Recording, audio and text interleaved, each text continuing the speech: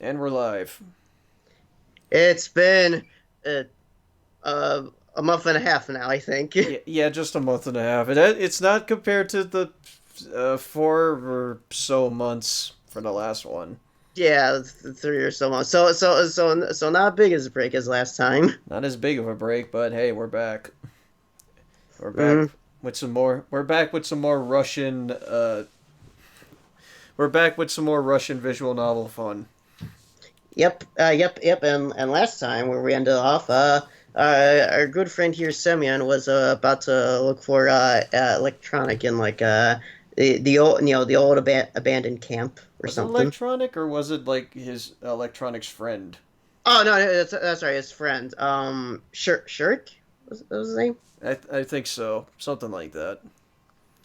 Yes, more Russian Applejack. Indeed. It's a good thing I said sure, because the first thing that came to mind is just like Shulk. No wait, wrong I'm one. really feeling it. Yeah, really. But yeah, I don't think it's Shulk. Shurik, I think, is who you're thinking of. So Yeah, sure. yeah, It's just electronics. The first thing always pops in my mind. uh huh. All right, let's get the. Uh, To answer your question, Dean, from earlier, it was the Duckman review. he reviewed Duckman. He reviewed Duckman. Hmm. This still exists. Yes, it does. It exists. Yes. It indeed exists. And you know what? We're back. We're freaking back. We're back with some more Russian visual novel fun. So yeah. Uh, just say this scene I was talking about earlier. The description reads the raunchy, sleazy, anti-woke and anti-PC show. Oh yeah, I remember him using woke in that context as using a clip. But then I Mhm. but then I absolutely cringe and I'm like, I'm so glad I didn't watch this. I don't watch this stuff anymore. Yep. uh So, I got more important people to watch, like Fox Cade and his Devil May Cry retrospective. Hashtag hey, not an ad. has he done all the games? What, the Devil May Cry stuff? Yeah, he has. Mhm. He has even the Oh, reboot. oh, I bet he really ripped into DMC too. Well, it was only like a 20-minute long review, but yeah, he hated it. So Just like most of the fan base. I don't think. Well, there's some folks that actually like DMC too. So Well, yeah, I would say most of the fan base. yeah, right. Also, hello and welcome everyone. Hope everyone's having a good night so far. Tonight is currently February 25th. My God, we're actually near the end of February. It feels like it's been so fast. Hi, mods. Yeah. Hi, mods. Cole. Hi, mods. And welcome back to some more Everlasting Summer and happy birthday, Zach. Hope you're having a good day so far. I had a good day. I pretty much played Persona 4 all day. And I call that the best birthday ever. Yep. I'm already at like the second to last dungeon. Nice. So yeah, we're gonna go back to some more Everlasting Summer fun because, well, we've kind of been, well, we kind of put this on ice for like a good, how long has it been? Like a good month and a half since then? Yeah, the last time you streamed it, it says here was on December 19th. Right. And I think this was the part in where apparently, in order for me to actually go along with someone, I have to be nice to them beforehand, and then Yeah, that was in the hospital thing, infirmary. yeah, when I was working in the infirmary, and I think I got all the answers right for everyone, anyways. So Yeah, you did. So you can like, yeah, just says right now, whoever you decide to go with, to find Shirk, does not really give you any points. I guess it's more so it's a hey, who do you want to I guess you can think of more of as hey, who are you interested in the most? oh, okay. So we're going with Russian Applejack, basically. So, Woo! so fuck yeah. We're. I was kind of surprised that they're treating our night walk through the forest to the abandoned camp as something normal. And you're alone with the girl. I'd say you just go along with it, Semyon. Yeah. By the way, what better birthday present than getting back to this? Yep, we're getting back to this. Do it for pancakes. Yes, we're doing it for pancakes. For sure. Wait, do they serve pancakes in Russia? Probably. Probably. Yeah, wait a minute. I'll bring a flashlight. Alright, a flashlight, sure. Yeah, that'll help. Gosh dang it, Cole. Wait, we're banging apple Russian Applejack.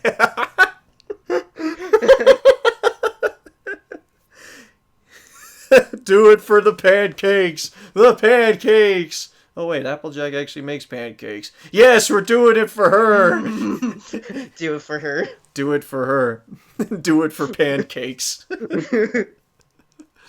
Why is she always so kind, sympathetic, and ready to help? Much like Applejack. Why did she offer to go with me to God knows where? I don't know. It's always the quiet ones. Wait. No, she's not that quiet. No. That'd be Lena. Yeah, that's Lena, obviously. Obviously. Lena. It's Oh, Lena no, or there's Lena, just like, either one. and then there's just like, and there's the lewd quote I met. So yeah, we're banging Russian Applejack. Hey Slavia, I'm back. Here's a flashlight. Whoa! Likes damn apples. I bought some apple. Buy some apples.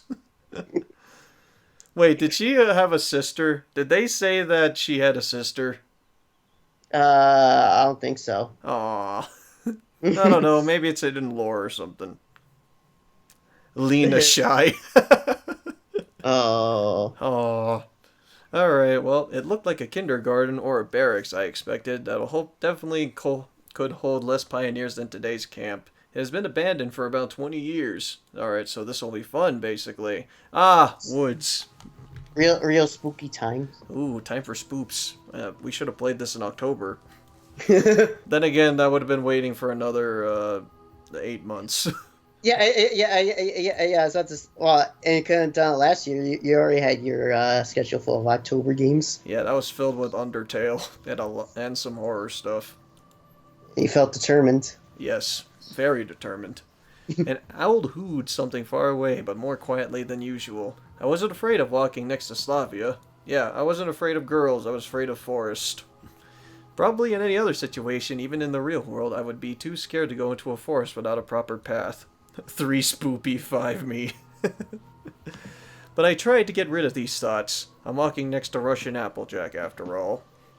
Although it was strange, Slavia probably soothed my self-preservation instincts and my sense of reality was blunted. If it continues this way, I'll jump towards some beast with a smile on my face. Okay. It's even playing a spooky song. Yeah, a spoopy song.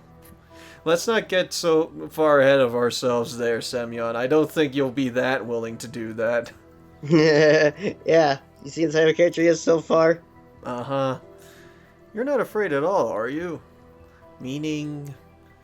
Slavia turned around and looked back at me, smiling in a strange way, either misunderstanding or with gentle mockery.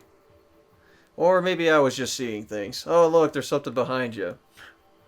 Ah! Well, night, the forest, the old camp.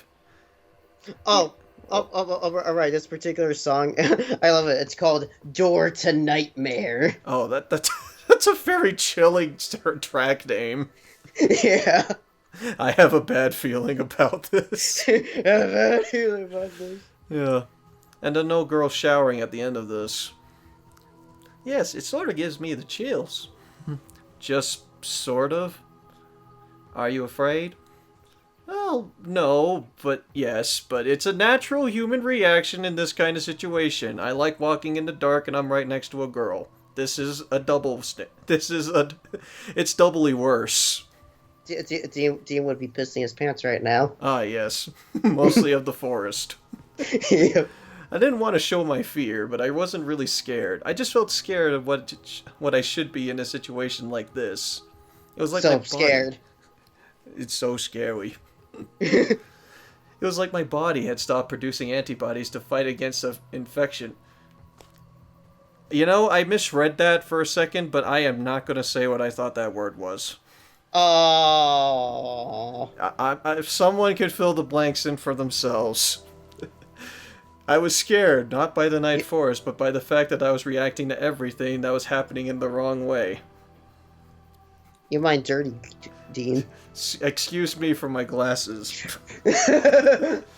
On the other hand, I didn't want to make a fool of myself. I sensed no danger.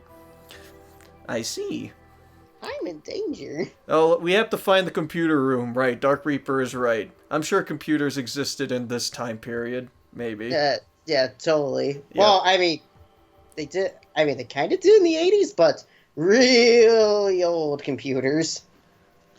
So he's gonna hold his head. He has no fear. He ain't gonna let it get to him. He's gonna creep. Oh. Down on Pumpkin Hill. Gotta find my lost sneaks. The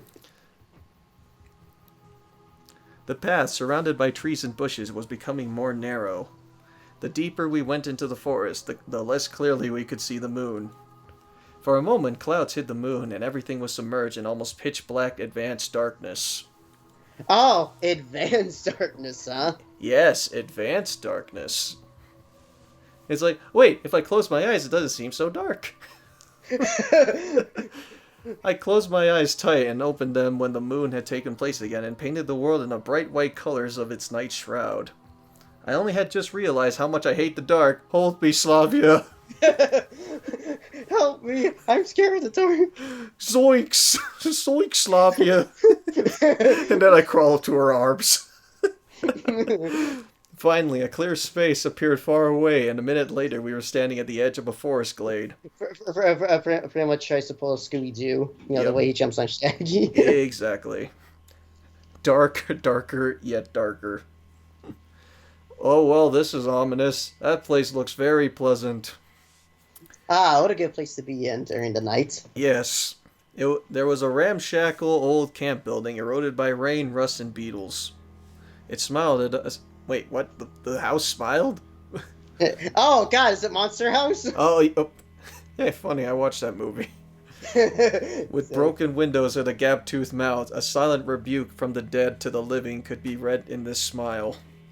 Is that how you spell cemetery in Russia?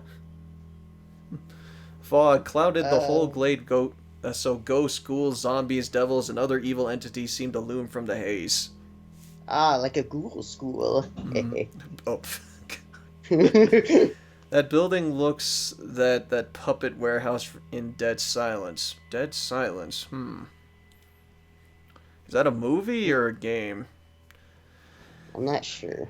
This sight was enough to give the average person a heart attack, or at least a panic attack. It's, well, it is spoopy, that's for sure. Real spoopy hours. I wonder what would happen if I took, what's the,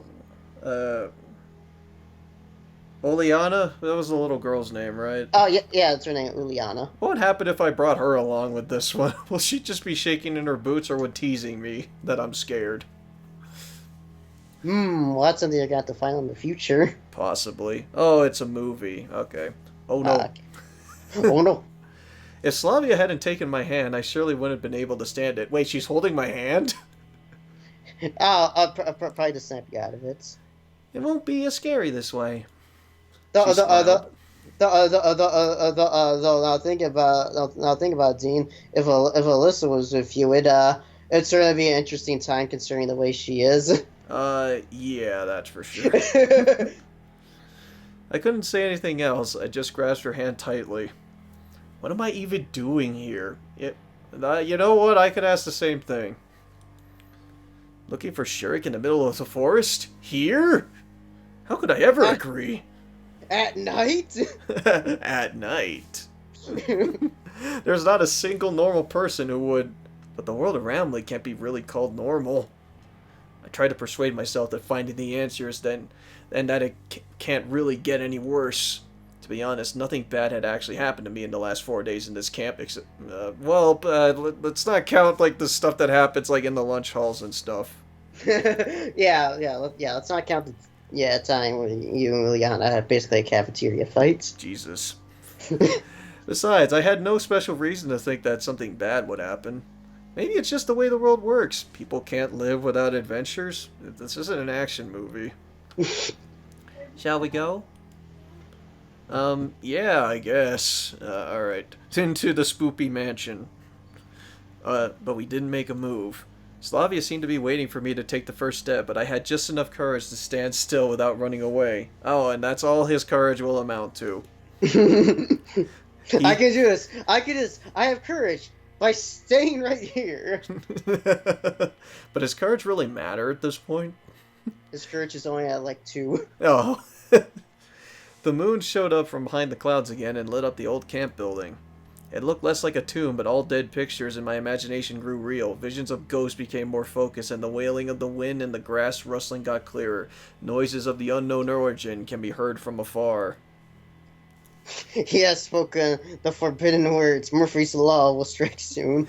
Well, what could possibly go wrong? What the fashion? Yeah. You know what? Logan actually convinced me to maybe play that game in the future. Oh, God. Seems like it was a great place before. I looked at Slavia carefully. Maybe she was scared but trying to hide it. She looks fine. Knowing that, I felt a little better than calmer. Well, Maybe. wait, not as some people, Dean. They look calm, but on the inside, are just like, oh God, what am I doing? Oh yeah, like Semyon here. Hey. Well, let's go? Sure.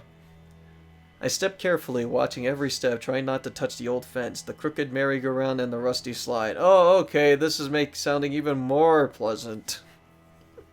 I wish we were not in Silent Hill. Bah! In some places, the grass was waist high, so any wrong move could lead to broken legs or hands. No screw, Bubsy. Play Shrek Super Slam. Oh. Wait, on the GameCube? That actually has a tier list. It does. Before we started taking around, Logan had to show that on the stream. Oh. Oh yeah, he even showed the DS version. Why is there a DS version of that game? There's even a GBA version. Why is there a GBA version of that? I don't know, because screw it. At last, that's the true horror right there, actually. Shrek Super Slam. Yep. At last, we came to the entrance, and I pointed my flashlight inside. Mario. Mario. Oh, Mario? The darkness that looked back at me was much scarier than the view outside. Oh, hey, Alyssa Rose. At least the moon shone brightly there. I gathered up... I gathered up all my courage and crossed the threshold. Oh. Okay, yeah, with a background like this, I'm half expecting something to appear from the side. Oh yeah, I'm expecting a jump scare. Yeah, jump scare. It's fucking corpse party all over again. The inside of the old camp building looked like a kindergarten from my childhood. The layout of the interior, even the rotten furniture, was similar. DM's gonna have a bad time. Gonna be honest, never beat Bubsy on the SNES. No one blames you, Rusty. No one blames you at all. Yeah, no one blames you because, whew boy. Yep. Oh, and nothing. It's just like because DreamWorks wants to milk Shrek's success for everything it's got. Well, he's not wrong. He's not wrong at all, especially since wait, wasn't DreamWorks acquired by Illumination? Or... I don't think so. I don't know. I just heard there's another Shrek movie that's coming. Is this Luigi's Mansion 4? Mario? Inside the old camp building, oh wait, I already read this. Well, I shivered, picking out more and more remains of joy of children long gone with the flashlight. Oh boy. Creepy. Oh wow, that's a new sprite. Oh, I know what you're talking about. Yeah, never thought of scared Slavia. That looks like that just looks creepy. Yeah. Well, she's scared. That's the thing. Yeah, now she's real. Now the shell's broken. She's really like, oh god, what am I doing? Well, I'm not. I don't know what the hell I'm doing here either. Slavia was not only holding my hand now, but embracing it and firmly pressing herself against me. Oh, this is the Makoto moment. Got it. Oh, I have a deja vu. Yeah. However, I didn't sense fear in her voice. I sensed fear in her face. Oh. I wonder whether it was a good idea to come here in the middle of the night. This seems like a good idea. Perhaps not. Shall we go back then? No, what about Shurik? He'll live. Maybe. She said in genuine astonishment. Well, Shurik, why did he even come here in the first place? Maybe he isn't even here. Where else could he be? I don't know, eaten by wolves, maybe? Wow. Wow, that's dark. Good, nice, Semyon, nice. Ah, that was the only calmer down. So, he was probably eaten by wolves. Oh, yeah, he was eaten, no problem. And now his ghost haunts this place. Don't say that! Slavia frowned and stepped away from me. Aw. I was already so used to being with her that I was slightly upset by her reproach. Oh. Oops. Oops. Oh, okay. Let's assume that there are no wolves. Alright, a bear. There you go. Though you can never be so sure. Wow. Is that GG Semyon? Well, since we're here, let's search. We searched all the rooms at the old camp, the playrooms, the bedrooms, the canteen, kitchen, and toilets. I even looked in the closet, which was choked empty with decayed cardboard boxes. Ooh, Look! probably smell bad. Yeah, ugh. Nothing's worse than rotting cardboard boxes. Ugh, that smells. When we returned to the place we started from, Slavia picked up something from the floor and gave it to me. It was an old doll with torn, frayed threads, missing a hand and eye, faded from damp. Oh, good. Terrific. That's Wonderful. good. So what? I pity it. Why? This doll? It's just like, but why though? Yes. Why would you pity it? Someone played with her and just threw her away and forgot about her. She's been here all alone all these years. In the rain, in the cold. I couldn't really tell if Slavia was serious or not. Probably serious. Yeah, I'm willing to bet serious. I don't think this is the time to think about such things. Also, side note, I just realized that Slavia's hair is in a braid and has like a ribbon tied to the end. Like Applejack. Ah! Fuck. Oh, shit. On the other hand, what could be the proper time for that? Slavia looked really upset. Yeah, maybe. I took the doll and examined it. I remember how I once found a stuffed lion in the same way Slavia found this doll. I took him home, washed him, and was careful with him as with the other toys, even though he was long past his retirement age. You should give it to Oleana. I mean, sure. I guess. I guess. I'm just gonna shrug on this. How'd you not notice that before, Dean? It's been a while. I don't know. I mean, to be fair, it is kind of hard to notice, seeing how it's at the bottom. Very amused, both me and Dean saw Slavia as Russian Applejack. We came to the same conclusion, Cole. A light flashed. Great minds think alike. Yep.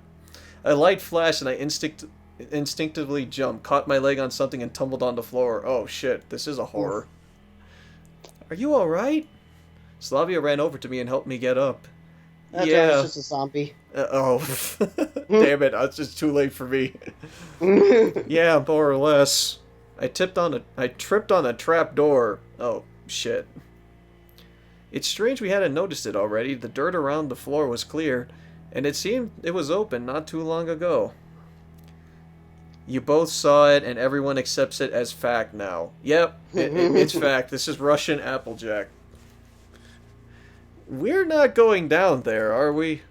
I asked, trying to preempt Slavia's suggestion. She only gave me a sad glance. Well, I guess we're sad. So, well, I guess we're going down there. Guess we're going. Alright, well. Come on, are we playing at Diggers now? Wait, what? Is that a reference to something? E. Probably. I moaned. Yeah, E. E. While lifting the hatch cover was quite an effort. My common sense was crying out, telling me I shouldn't do this, but contrarily, my logic suggested that if this world wanted to kill me, I'd already be dead. Well, do it for the girl. Do it for her. Do it for pancakes. It was only because of Slavia, otherwise I have no way I would go down there. 2 meters of a rusty metal ladder led down to a concrete floor. I leaned over the edge and illuminated narrow passage going somewhere into the darkness. And what is there?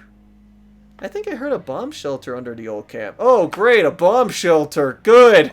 Well, that's really interesting. Great, it's not like this game is reminding me of another horror.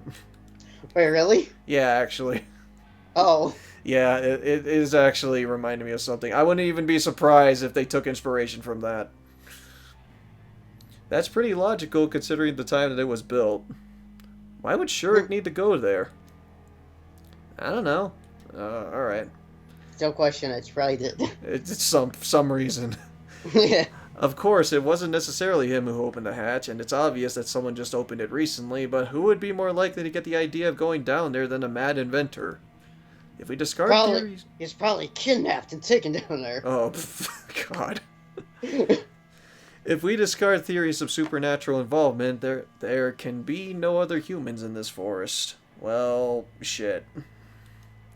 At least that's what I thought, and I'm gonna think wrong. Very wrong.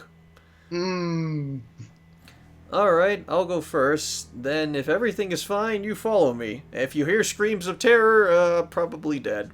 Go on without me. What might not be fine? Slavia looked scared, but seemed to ask more out of politeness. Well, I don't know. Rats, for example. Are you afraid of rats? I don't think rats would be the least of your worries. Well, we encountered zombies. Guess I shouldn't have asked. I sighed deeply and began to descend. Alright. Oh, okay, that's a nice action shot. Yeah. We advanced slowly, holding hands. Yeah, I like that CG. I like that CG picture. How do I remove the image? That's R button, I want to say? Let's try R. No, it's not R. That's a control. Wait, no, control is skip, right? Yeah, what is... Oh, wait, it's just the eyeball. There you go. Okay. Yeah, there's a CG image.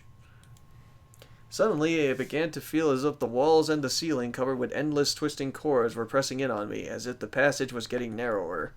I spread my arms, trying to measure the passage's width. Are we still far off? I asked Slavia sadly. Far from where? I've got no clue. All right. No joke though. This probably would be legit terrifying. Uh-huh. Just then, a massive metal door appeared before me as if out of nowhere. Oh, cried Slavia softly. I tried the handle, and it seemed to yield a bit. You ready? Not sure. This is fine. This is fine. He has no eyes. He's a hentai protagonist. Funny, there's an 18+ patch for this game. That there is. Though, speaking frankly, what could you prepare for in this situation? Oh, God. The wheel turned a few times, squeaking horribly, and finally reached its limit and went quiet. I pulled on the door with all my weight, and reluctantly it opened. There was some sort of chamber behind it.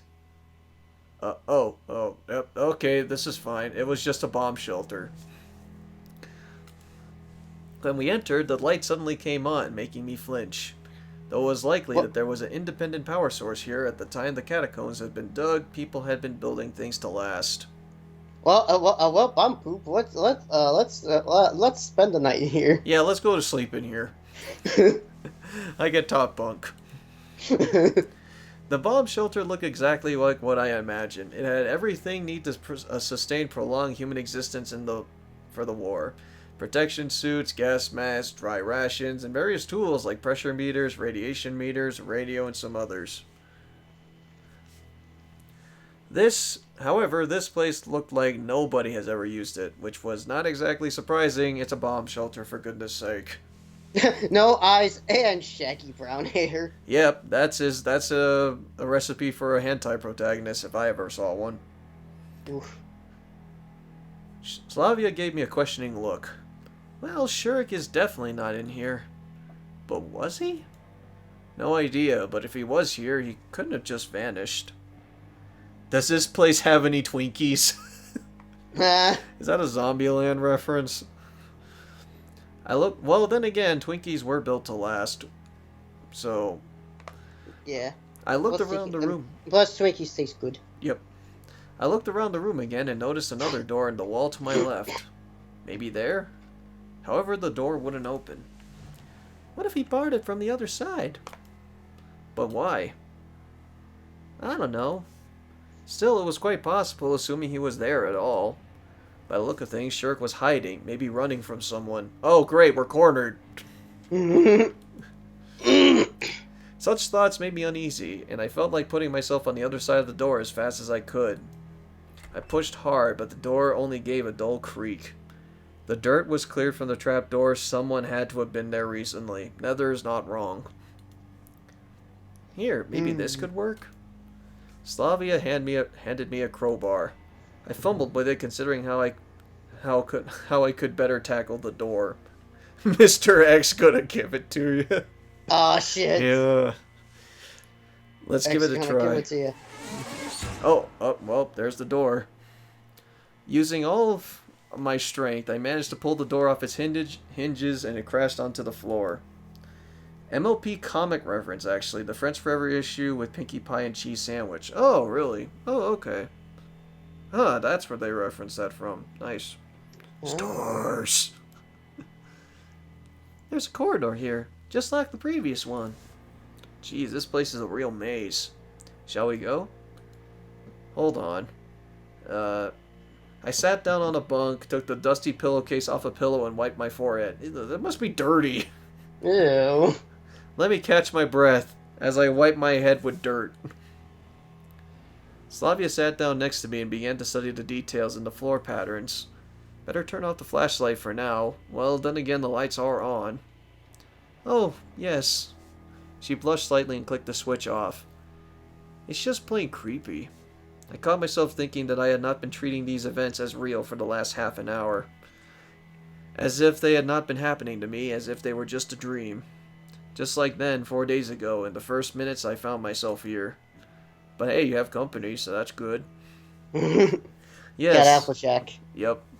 Yes, lately I might have started getting used to this world, this reality, as it finally became reality for me. And that feeling deep in my soul that I had used to find my exit was not so acute anymore. But now again, at the blink of an eye, the forest, the old camp, the bomb shelter, yeah, things are fucked up down here. There was absolutely nothing supernatural about any of it, but neither was it anything normal, just like anything from my previous life. Yes, agreed Slavia. Don't you find any of this strange? What exactly? Well, the fact that we are sitting here, just you and me, in the night, wouldn't it be normal in such a situation to instead wait till morning and call the police? Yeah, I guess so. She replied thoughtfully. Never thought that far ahead. Of course, I almost volunteered. I shouldn't have. Well, almost isn't quite right, but still. But you just wanted to help. If Shirk was here, we should find him as soon as possible. At this rate, we will be the ones they're looking for. You know, he did manage to get lost here. I think we could make our way out. It wouldn't be that hard. Yeah. Slavia looked frustrated. Alright, I didn't mean anything like that. Maybe he's not here. Maybe he actually went back to the camp a long time ago. Well, we would have passed by him. Unless he took a different route. Yeah, maybe. But we should still check, right? Of course. Slavia got up and held out her hand to me. It seems she wasn't as afraid as me. Though hand holding, how lewd. Oh, lewd. Let me just change the chat up real quick. This place makes me feel I need a tetanus shot. You know what? You're not wrong. Especially with that eerie music that's playing. Yep. Oh, yeah, and especially this frickin' hallway. This corridor was identical to the other one in which we came through to get to the bomb shelter. I was walking at a slow pace, carefully watching the floor and checking from time to time whether the passage was getting narrower. Look! What, is there a light? Oh. Is that a... Slavia held my hand tighter and pointed at a breach at the middle of the tunnel. It was wide enough for a man to climb through or to fall down. Hey, DM, how's the dating simulator? Well, I'm hanging out with a girl in a bomb shelter. Hang That out Russian Applejack. that was fun. 5 spoopy, 7 me. I pointed the light down, but there seemed to be nothing but ground at the bottom. I think we should check this out. The hole was shallow enough for us to climb out afterwards, so at first sight there was nothing to be afraid of. Oh, good. This is a recipe for disaster, seriously. I climbed down carefully and helped Slavia. We found ourselves in some kind of mine. The walls and ceilings were reinforced by wooden beams, and rails stretched out into the distance. Here and there, the earth was pressing down against this fragile design, broke through the boards, which were rotting with age. It made the whole structure seem a little bit unreliable. So basically, don't try to touch anything. Pretty much. Why is Applejack's hair longer? Oh, you see? Devastator's the only one that noticed the hair.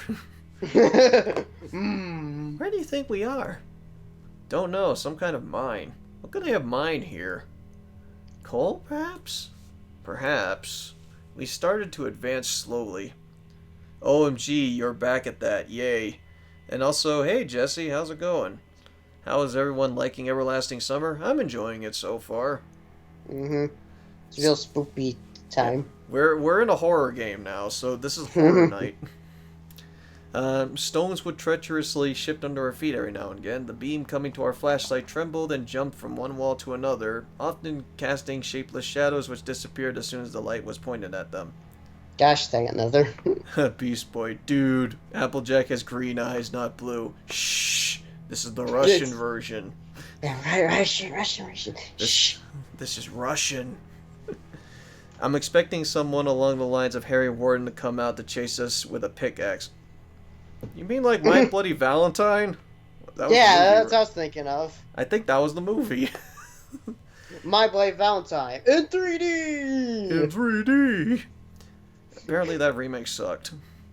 Yeah, apparently. Don't you know bomb shelters are the new romantic hotspot? It's the bomb. God damn it. Hey. Jared made the joke before I did. I'm good. Everlasting Summer is actually the game that brought me into visual novels. Oh, really? Wow. Hey. Well, then I think Zach got into visual novels through this game, too. Well, I guess not exactly, because it wasn't the first time I played a visual novel. Truth be told, the first one I ever played, I remember I was the first Ace Attorney game. Oh, yeah, you're right about that. That is a visual novel. It's like exactly like My Bloody Valentine. Gotcha. It's scarier here than above. I guess so. The further we went, the stronger my confidence became that Shirk had absolutely nothing to do with this place, unless he had some really strange interests. So, hey, let's investigate this mine. Yep. He hadn't been taken by a chupacabra, could he? We're in Russia! We're far from Mexico! Alright, we can't rule out that possibility either. I'm currently going through Katawa Shoujo. Oh yeah, that's a good visual novel. Hope you're enjoying it. At last we came to a fork in the tunnel. Oh great. Where do we go now? I don't know. I tried to inject at least some semblance of calm into my voice, but I really had no clue. Eeny, meeny, miny, mo.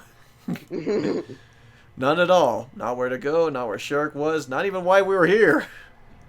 Why are we even here anymore? What if we get lost? Yeah, right. Let's leave a mark that we've already been here. Alright, so I place a candle right here. That's our save point. I picked up a rather large stone and covered a cross into one of the logs supporting the ceiling. There, now we'll know if we already passed this spot. Great. Confident. I love it, Hanako especially, although Lily is great too. Lily I heard was pretty good. Hanako was the second path I ever did. I went with the... okay, Jesse, you might help me out here. Who's the name of the deaf girl? Because I forgot. I don't even know what game we're talking about. No problem. Don't worry about it. You're speaking the language of the gods to me. Yeah, don't worry about it. There. Now we'll know that we already passed this spot. Except maybe love triangles, Canadian accents, and no bad twist at the end where Harry's dead and someone else is the killer. Oh, right. That was the twist of the movie. Crap. That movie was dumb.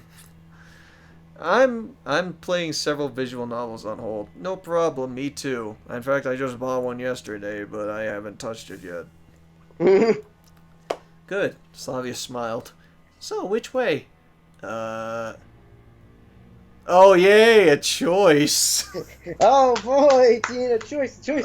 A choice. That's kind of life or death almost. Maybe not, but still.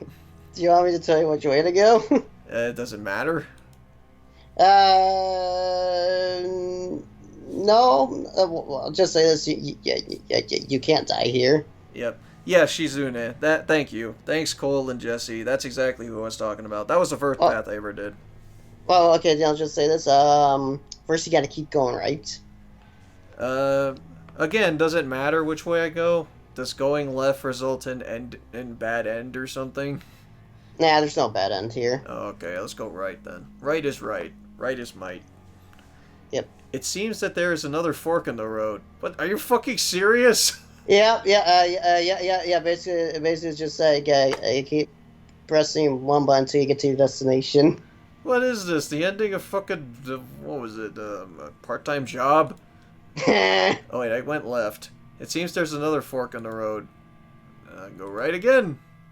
You go right, dude. Let's go right again. It seems there's another left. All right. Right. Right. Oh, hey, I found a door. I found a door. Awesome. Hey. That's not scary. Katao? Oh, you did finish the game 100%. Yeah, I'd say Katawa Shoujo's worth it. Mine is on hold is Persona 3, Trap Shine, Quest Failed, and Rebirth 1. Wait, isn't Quest Failed that one that you showed him, Zach? Yes, it's a hentai game. Right. Katawa Shoujo was actually my first visual novel, though I never finished it. I think I was on Emmy's route. Emmy was the girl with, the girl on track, right? Pretty sure that's who she was. I'm just saying, if you're into monster girls, then you should probably check it out. Then you should probably check it out, probably. It's hentai.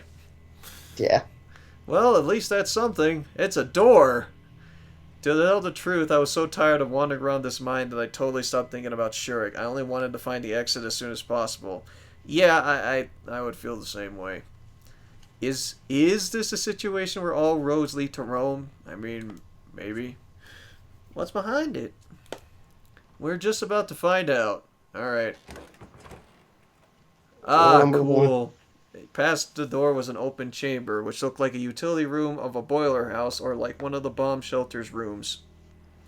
Emmy was the track girl. Right, okay. She was sweet. Yeah, from what I remember, she was pretty sweet.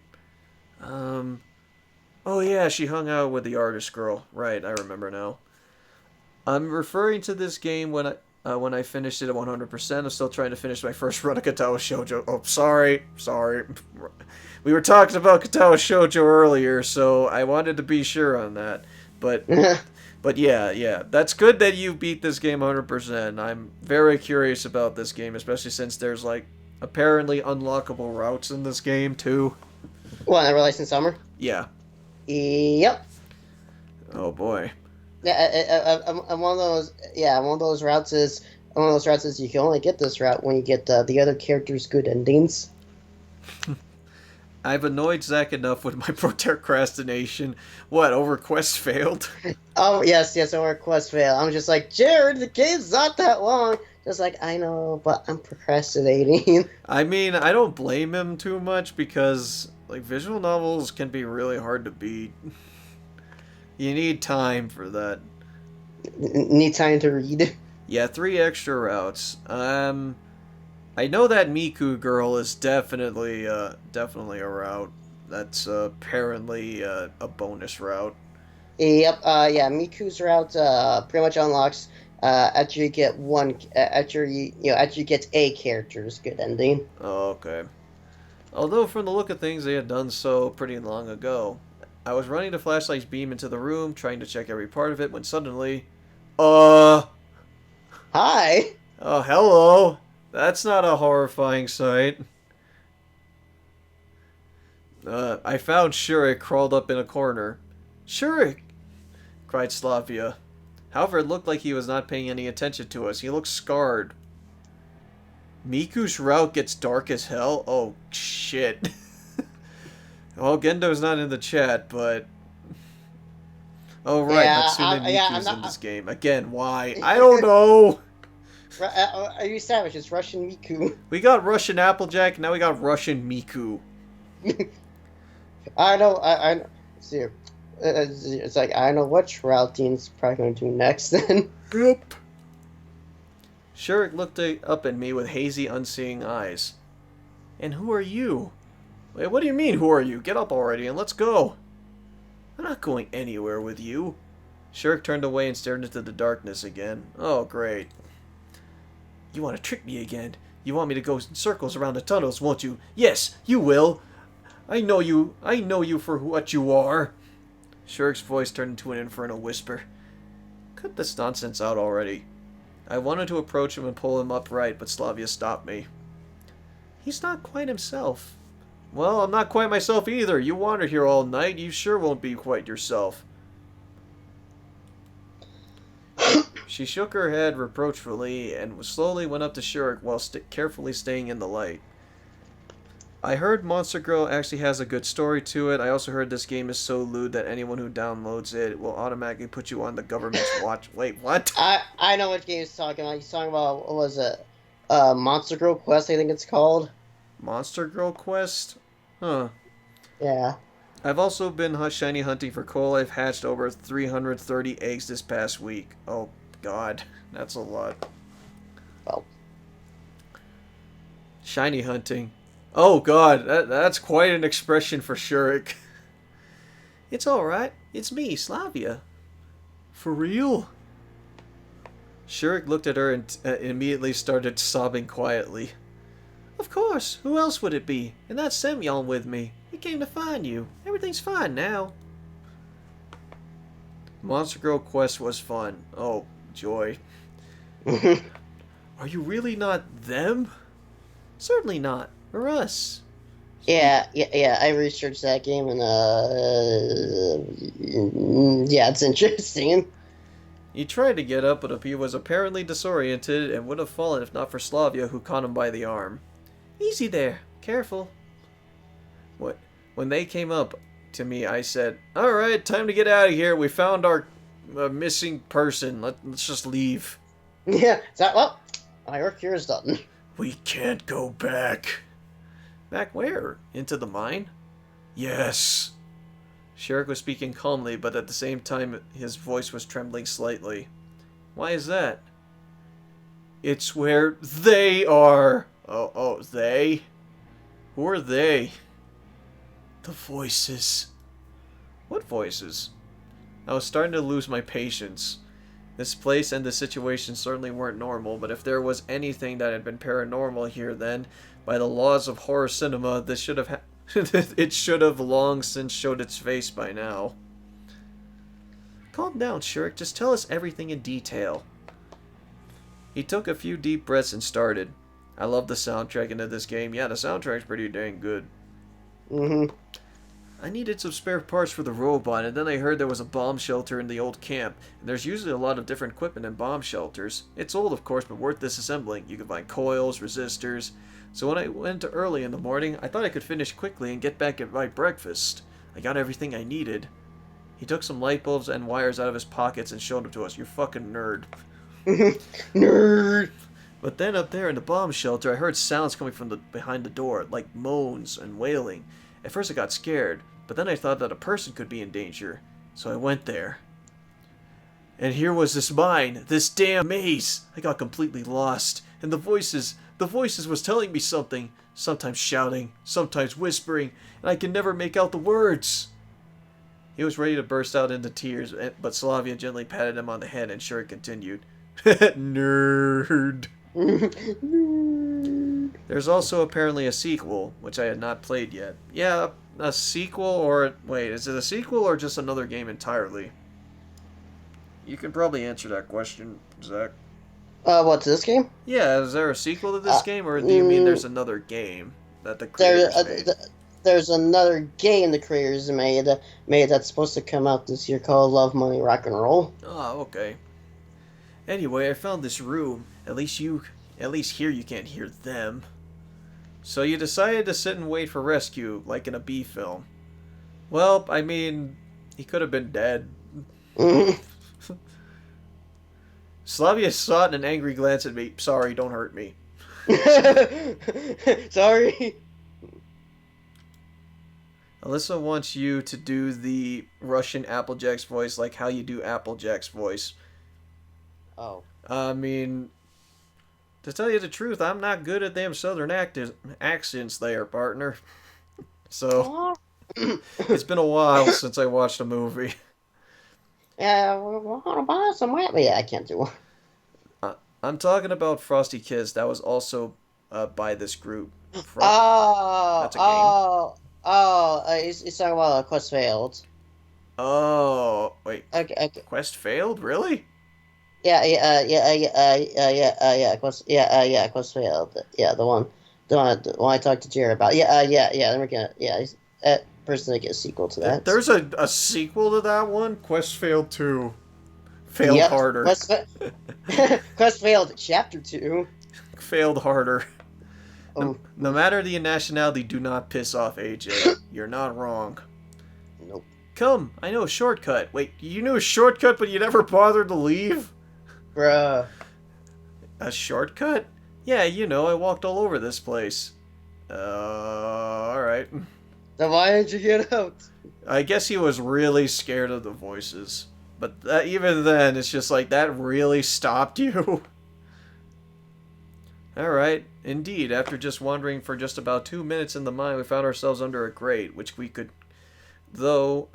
which we could see the sky. Then why didn't you get out yourself? Yeah, thanks, Semyon. Thank you. Try it, you'll see. Oh, good. I tried, I pulled myself up and pulled on the grate a few times. It's true, you can't break it just like that. Gotta use something heavy. I looked down at Slavia and Shurik. Try the flashlight, maybe? The flashlight. I fumbled with it. It's not one of those cheap Chinese fakes from the 90s, which I had a lot in my summer cottage. No, it was a real Soviet durable metal flashlight. Oh, joy. Not a hammer, of course, but if I tried hard enough. I swung it and started smashing at the grate, aiming at the spots where it seemed to be attached to the wall. I heard it was a sequel to this game. Either way, I haven't played it. Okay. Mhm. Soon I got lucky. I heard cracking sounds and a few bolts fell down. Oh, hey, and we're home. Wow, that was easy. Yeah. Oh, yeah. Dean, it's just like, well, wait, the grate was literally right next to the square. Yeah, seriously, how do we end up back here, all the way through that mine? Yeah, Oh, so I'm just like, sure. Yeah, it's like, sure. I'm pretty sure you called up for long enough under that grate, someone would have noticed. yeah.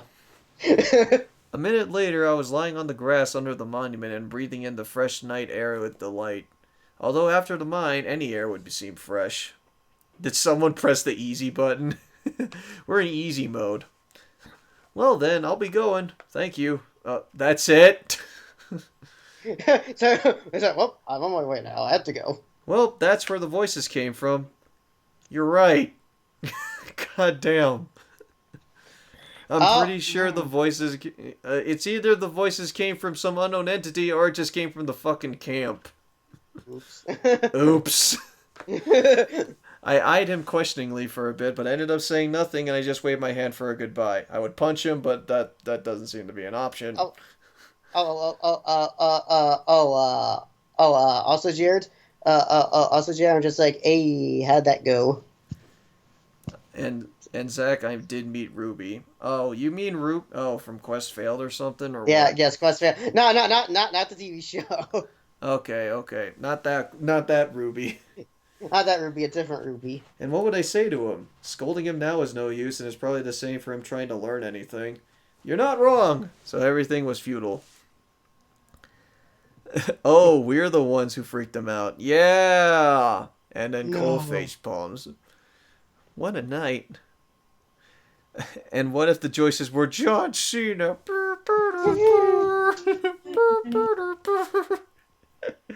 Slavia was sitting next to me and looking dreamily at the moon. Right, so if someone just told me a week ago that I would go to a pioneer camp and would have to crawl through bomb shelters, but it was fun. In a way, yeah. There was something amusing about all this. Well, you get to hang out with Slavia, so that's a plus, right? So it worked out well. So it worked out okay in the end. Yep. But there was also something strange. During the last few hours, absolutely anything could have happened to me, but in anything, nothing at all had happened.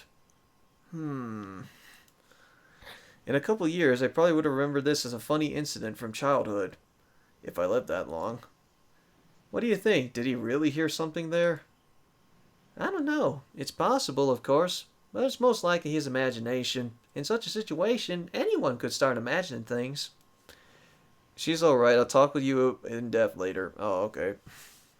Okay. And Florenty, airplane's facepalm. Well, I for one think he should go see a psychiatrist. Guess he should, laughed Slavia. Alright, time to go to bed. Hey. I felt like I needed to say something to Slavia. I was not sure I wanted to, but I could feel the need. Thank you! Oh, that's it? For what? She gave me a surprised look. I wouldn't have managed without you. It was nothing. Slavia blushed. I was in her debt. Again. Well, I think that's probably gonna happen within, like, if we start the route. Be like, yes, moving in closer. Yes, I scored. I stared at the night sky, slowly falling asleep. All of today's Is this what scoring with chicks is like? All of today's adventures left me so tired that I had no more strength left. You know, under different circumstances, I would have surely confessed my love to you. Oh, yeah, that sparked emotions. Let's go into a horror-filled situation and crawling inside a bomb shelter. It's totally romantic. That is the best place for romance. I said, losing touch with reality. Thoughts usually don't work much faster than common sense. But Slavia wasn't there anymore. Oh, she didn't hear. Morgana, you must be tired. You should go to sleep. It's probably for the best. At least she didn't hear. Unless she did. Though it's strange. Why did she leave without saying goodbye? You know, I would like to think that he's just staring at the night sky and then just said that out loud. And then just Slavia's just right in front of him. Just dumbfounded. Boo. Well, whatever. I'll sleep on it and see you in the morning. Ah, home. Wait, what's with the guitar solo that's going up here? I was so tired that I barely made it to the camp leader's cabin. Yeah, there's a freaking guitar that's blaring in the soundtrack right now. Should I be afraid of what's behind this door? But there was a light in the window. That means she's waiting for me. Oh shit. And that, in turn, means I'm in for a lecture again. And this time it'll just be just as pointless as ever.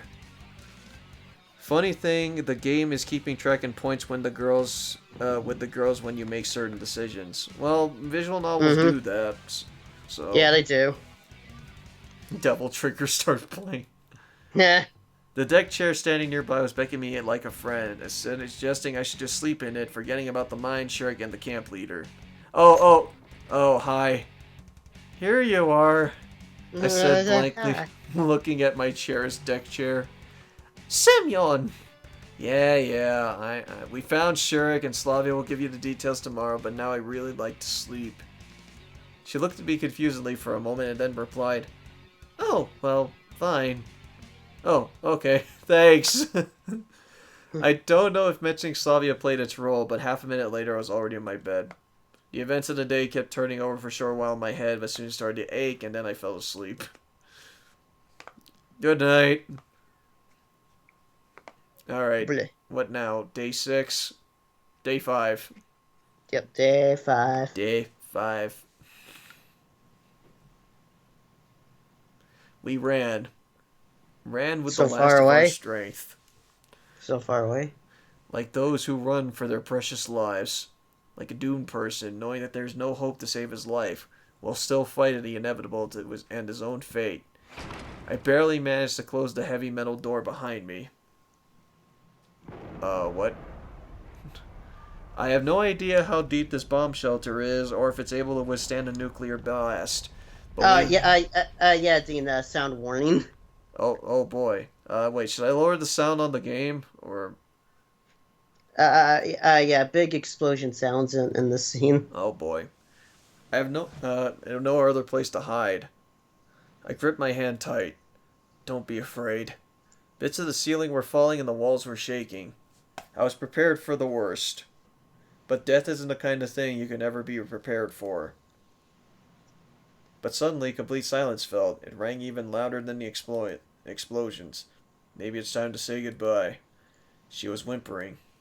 I wanted to comfort her somehow, but realized there is nothing that I could do. Michael Bay explosions. Mm. I already lowered my volume. Semyon,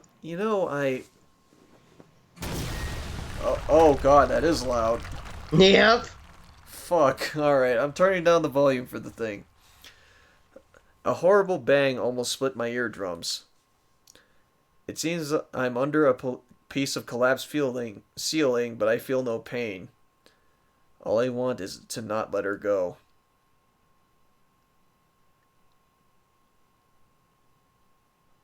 Ah, that was quite a dream. Mm. I woke up in a splitting eardrums is right. Everlasting Summer, directed by Michael Bay. Oof, oof. Well, we were in a bomb shelter. I woke up in a cold sweat, short of breath and gasping for air. It took me some time to come to my senses. So, yeah, that was quite a dream. I dreamed I was Mm-hmm. in the exact same bomb shelter that I was in last night. It was a dream. Oh. My questioning mind, however, refused to believe it. But who was that girl with me there? I didn't want to let go of her hand so desperately. Sadly, I couldn't recall her at all. The clocks were showing a few minutes past 10. I slowly came to my senses and reality started to stake out in my mind and my stomach foully growled. Alright, war is war, but lunch should be served in due time. Alright, food. Food. Has Michael Bay even made any films lately? I'm not sure, actually. I think he... Yeah. Did he... Did he direct Baywatch? I don't think he did. I don't know why Baywatch came to mind. Just like Baywatch. It's like, I don't know why Baywatch came to mind, but maybe I was thinking of Bad Boys. But Mm. that was a movie made long ago. It turned out that Olga Dmitrievna wasn't here. She must have decided not to wake me up. Well, thanks to our camp leader for this. After yesterday's adventures, I had to have a rest. Well, Everlasting Summer is an interesting game, I've heard.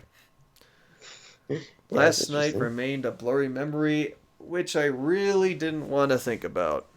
It's now more important to find something to eat and to wash myself. Exactly! Because a Whoa. pioneer must be always clean and tidy. Well, there is a new Bad Boys movie to being made. Oh, okay. Is that by Michael Bay? Though I would agree with this principle even if I wasn't a pioneer, and as a matter of fact, I'm not. Oh, hey, Electronic. He started to wave his hands and run up to me. Good morning. Thank you for fighting Shurik. Without him, I don't even... Yeah, it's nothing. I was a bit embarrassed. No, really, don't be shy. The country must be proud of its heroes. The country? And what about Shurik? How did he look this morning? Is he alright? After yesterday's craziness, I thought such a question would be completely valid. Michael Bay, Baywatch. Nope, can't find any similarities at all. Hmm. Didn't Bad Boys for Life already come out? I think so, Oh. actually. Well, maybe it's not out yet. I just heard that it was coming soon. The only thing is that he can't remember anything. Can't he? I wasn't surprised at all. He said he went through the abandoned camp yesterday and then woke up in his bed this morning. Oh, well, okay. Alright. Hey, welcome back, Alyssa Rose. He remembers nothing between those events. I thought he was there to gather parts, unless there was just something in between that happened. Alright then. You missed breakfast, right? Come to our club. We'll feed you. I have something special. Electronic smiled in a conspiratorial way. Thanks, I'll come. Probably. Just call me Alyssa. Yeah, alright. I had to wash myself first anyways. We'll be waiting. Alright, food. He waved at me and left to carry out his own business. There was nobody near the washstands. Alright, time to wash up. It's warmed up already, I guess. Having my face washed, realized it wasn't easy to wash the rest of my body here. I should go to the showers. Since there's nobody here, I turned the tap in such a way that... Oh. Why? I turned the tap in such a way that water streamed parallel to the ground and I started to take off my clothes. Oh. You're taking a shower outside? Oh, they kind of have to. And what if somebody sees me? Well, I'll rinse and dry myself quickly and put on my clothes. And then Slavia comes in. Hey, what's up? What? Or no. I'm totally embarrassed. Knowing the luck, it's Alyssa. The water, which seemed warm on my face and hands, felt bone-chillingly cold on my body. The whole washing process took no longer than 10 seconds. I started to wipe myself quickly afterwards. Talking about food made me hungry. BRB. I'm actually kind of hungry myself, but maybe I'll eat later. There's a fucking bathhouse, right? Yes, there is a fucking bathhouse. I'm guessing he's just like, I'm already here. Yeah, might as well. Strip down. Let's get naked. Dealing with mumbo jumbo just seems silly. He's an evil magician with no good powers. But I didn't manage to finish all the way. There were voices coming in the direction of the footpath. The only solution came for a split second. I grabbed my clothes and dashed into the bushes. Oh, great, good. The best of people to come in. Great. And you're naked. You could have done it yourself. Why did you bring me here? Is it a big deal for you? Fine, let me. I peered at them and noticed they were both covered in red paint. What a surprise. I wonder how they managed that. Aw, shit, here we go again. Oh, it did come out. Oh, okay. Well, how was the movie? How was the critical reception for Bad Boys for Life? Alyssa opened the valve and started to rub Oleana's back. Will we be treated to... Oh. I thought we would have been treated to a fucking cutscene. Is this supposed to be a CG scene? Of course it is. Take off your bra. And what if somebody sees us? What? Is there anything to see? Oh. Oof. Ooh. Ooh. That cuts deep. Ooh. She grinned. Oleana isn't that bad in my opinion. That's fair. I mean, I don't. I mean, Uliana got immediately on Dean's bad side with the the bug in his food. Yeah. Okay, just be quick. I have a bad feeling about this. I have a bad feeling about this. It was true that there was not much to look at, but even so, I stared at the girls narrowly. What is wrong with you? I mean, wouldn't you? It was a pity that they were standing with their backs to me. Oof, cleaving into her pride there. Yeah. Hey! A minute later, Alyssa managed to wash off all the paint. I'm done. Thanks. You're welcome. Alyssa replied lazily. Listen, let me try on yours. She pointed at Alyssa's bra. Oh. It won't fit you for sure. Well, I'd like to try anyway. But out here? There's nobody here, right? Oleana looked my way and smiled archly. What? Uh-oh. I was absolutely sure she couldn't see me in these bushes, but... Enough with this nonsense. Oleana wasn't listening to her anymore, and she grabbed Alyssa's bra with a dexterous move instead. Bad Boys for Life is currently 59 on Metacritic. Oh, okay. F. Now I confess, I had something to look at. You sick fuck. You pervert. I watched the two girls chase one another around the washstands with bated breath. Alyssa covered her breast with her hands so I could barely see anything at all. I leaned forward, stumbled over a stone falling out of the bushes. Uh-oh. Oh. Oof! Well, this is karma. Alright, S for the chat. Alyssa Oleana stood frozen, staring at me. Is he half naked still? Yep. I tried to cover my nudity with my guilty face. Oh no. Oh no. The tableau lasted for a few seconds. Then Alyssa took her shirt and somehow put it on in an instant. Oh, hi. Hello. Hi. Hi. How you doing? Super F. Is it a D? Is it an E? No, it's Super F. It's you. Her face gone from red to purple. Wait, purple? She looked like she would explode in a nuclear blast in a second. No eyes, shaggy hair, and an unnatural amount of good and bad luck with the ladies. He is a hentai protagonist. It was at this moment that he knew. He fucked up. The only thing I wanted was to disintegrate into atoms and get as far away from the epicenter as possible. He was sitting there the whole time. Oh, you fuck, you already knew! You did this!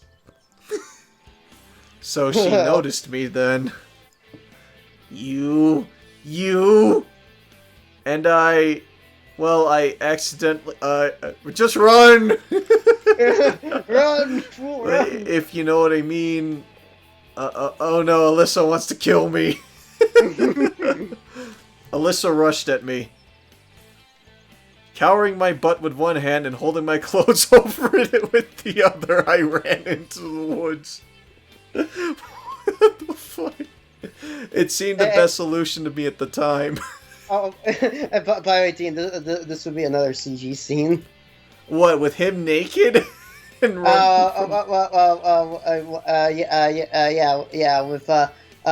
with his clothes, covering, him covering himself with his clothes while running. Oh my god. Semyon is quite a perv, huh? Well, he did look...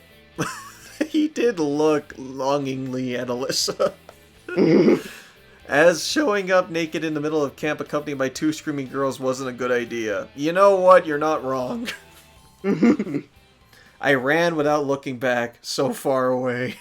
Hey. I stopped for a few minutes later to catch my breath. You're still fucking naked. It seemed that there was no pursuit, so I managed to save myself. Wow, you got extremely lucky. She will whoop your ass. But at the lacerated, scratched, and bleeding feet, I had no time to put on my boots. Oh, that sucks, man. I sat on a tree stump and sighed. Sometime later, having dressed already, I left the forest. Oh, good job. I need to decide what to do next. My feet are hurting, so I should go straight to the infirmary. On the other hand, my stomach isn't going to wait either. Maybe I should accept Electronic's invitation?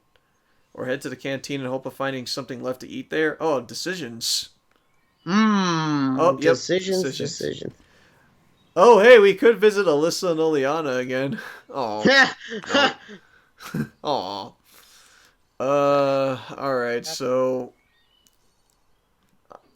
I guess going to the clubhouse means that I just hang out with Electronic and Shurik for the night, right? Funny you should say that. If you visit Shurik and Electronic, you'll also run to Uliana. Oh, okay, so that the answer's no then. How about no? So what about the kitchen? Who do I see there? The kitchen, you'll see Miku. Oh, me. Okay, what about the infirmary? the infirmary, I'm actually looking at this right now. At the infirmary, you'll just get a scene with the nurse. Oh, okay. Well, let's hang out with Miku. We haven't seen her in a while. Yeah.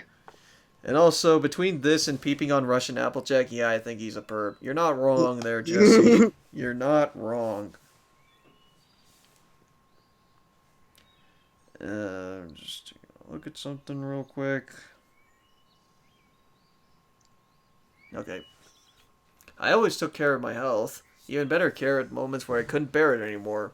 And now I was able to walk and my feet weren't hurting that much, even though they're still bleeding. So my feet will heal up eventually, while my hunger drives the wolf from the wood. Surely the pioneers didn't finish up everything. At least a couple of sausages, eggs, and a worst case piece of bread should be left. Food.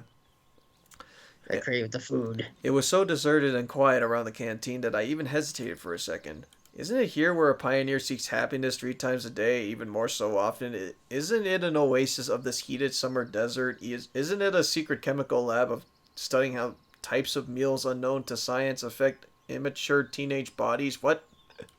Simon, stop. Stop. Now this building looked more like a bastion abandoned by its defenders, like a La Rochelle left by the I don't know what the fuck he's referencing. Yeah, it goes way over my head. That flew over me. Electronic and Shark are my least favorite characters in this game. Oh, yeah, I kind of don't blame you. The blames are nothing. You gotta eat to keep your strength up, man, which is why I'm actually kind of hungry. But I'll eat later. This ain't the school cafeteria, Semyon. Stop. The canteen looked the way that it always did, though. And I said it that way because there's a space between the C and the anteen. Oops. The canteen. That's just Semyon said it like that. Yep. It was completely empty, except for Miku, who was cleaning a table. Oh boy. Seeing that I quickly turned around and tried to sneakily escape, but didn't manage to make it, you're not good at stealth. Yourself is one. Hey, Miku, how's it going? Hi, Semyon. Did you come here to eat? You missed breakfast, didn't you? I mean, I didn't see you. You could have been there, but I didn't see you. It's good that you came anyway. Miku's got to be my favorite. Well, I'm actually very interested to see on how a frickin' Miku, Hatsune Miku from the Vocaloid actually is in this visual novel. You want to do a route just out of curiosity. Yes. Hi. Well, yes, I just came wondering if there was anything left, maybe. There's nothing left. You need to wait for lunch. You won't help. Me, by the way, I'm cleaning up here. What for?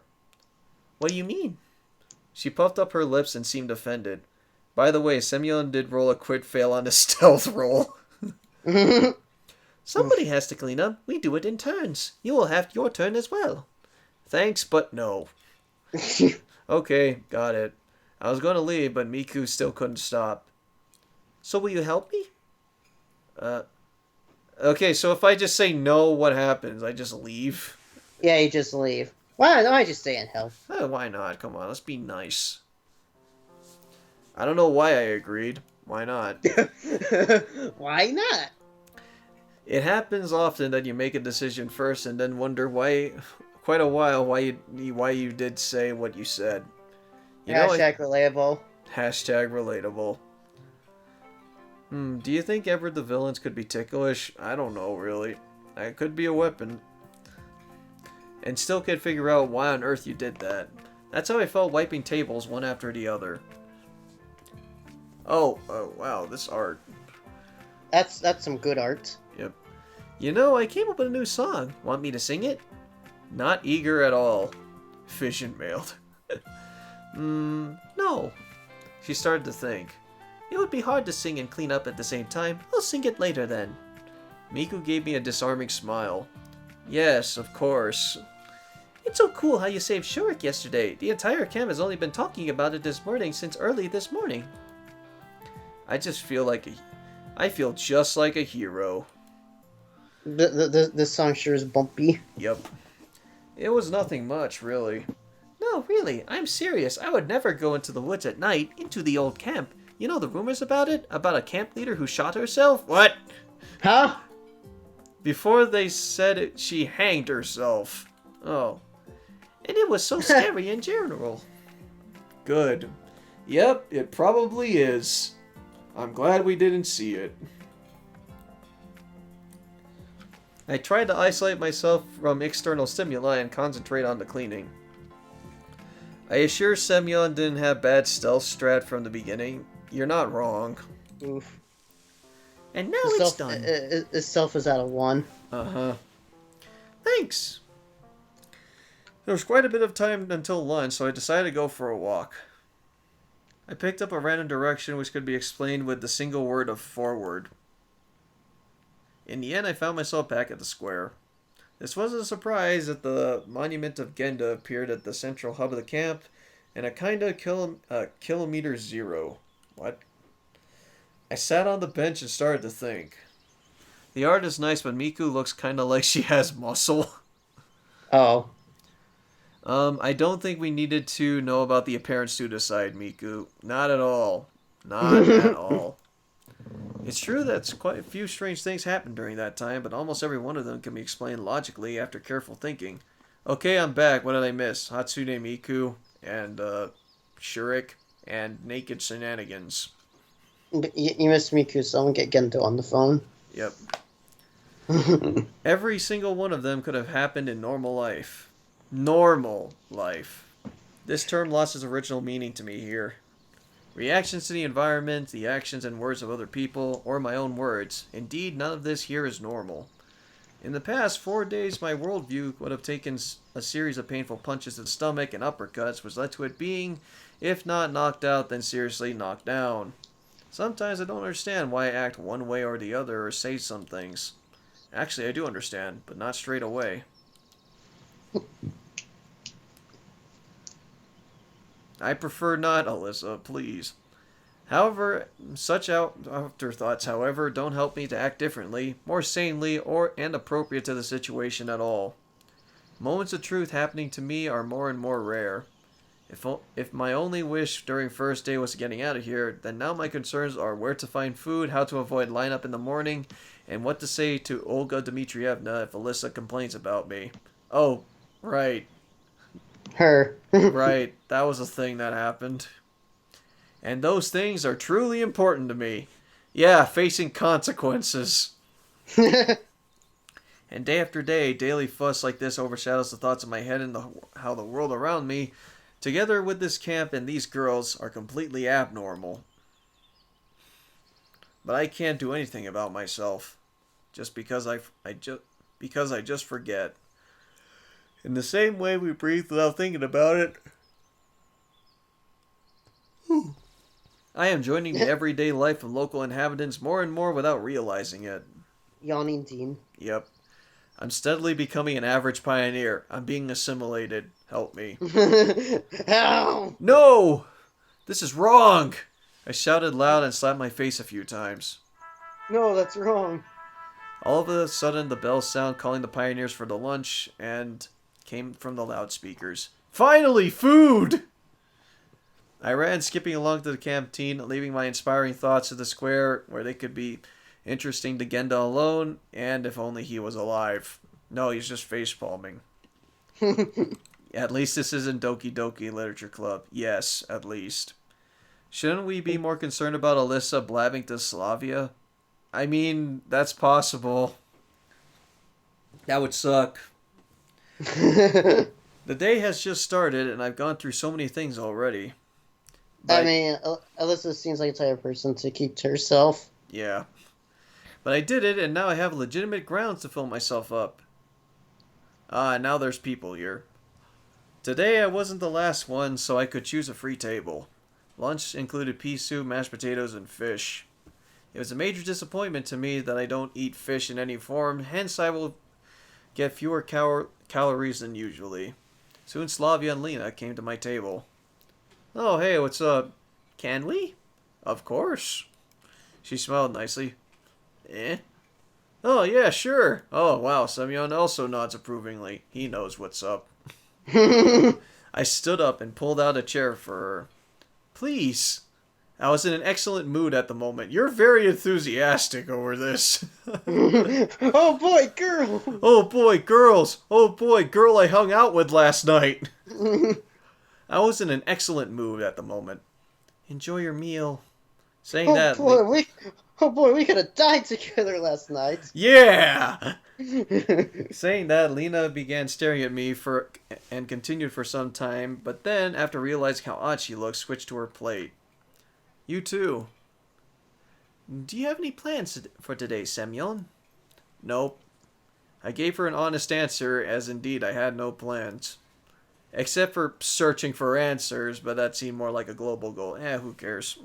Semantics. Yeah, Doki Doki Literature Club is a fun game, though. Yes, a Yes, fun game. fun. Fun game. Fun. You want to take a boat ride to the island with us? A boat ride?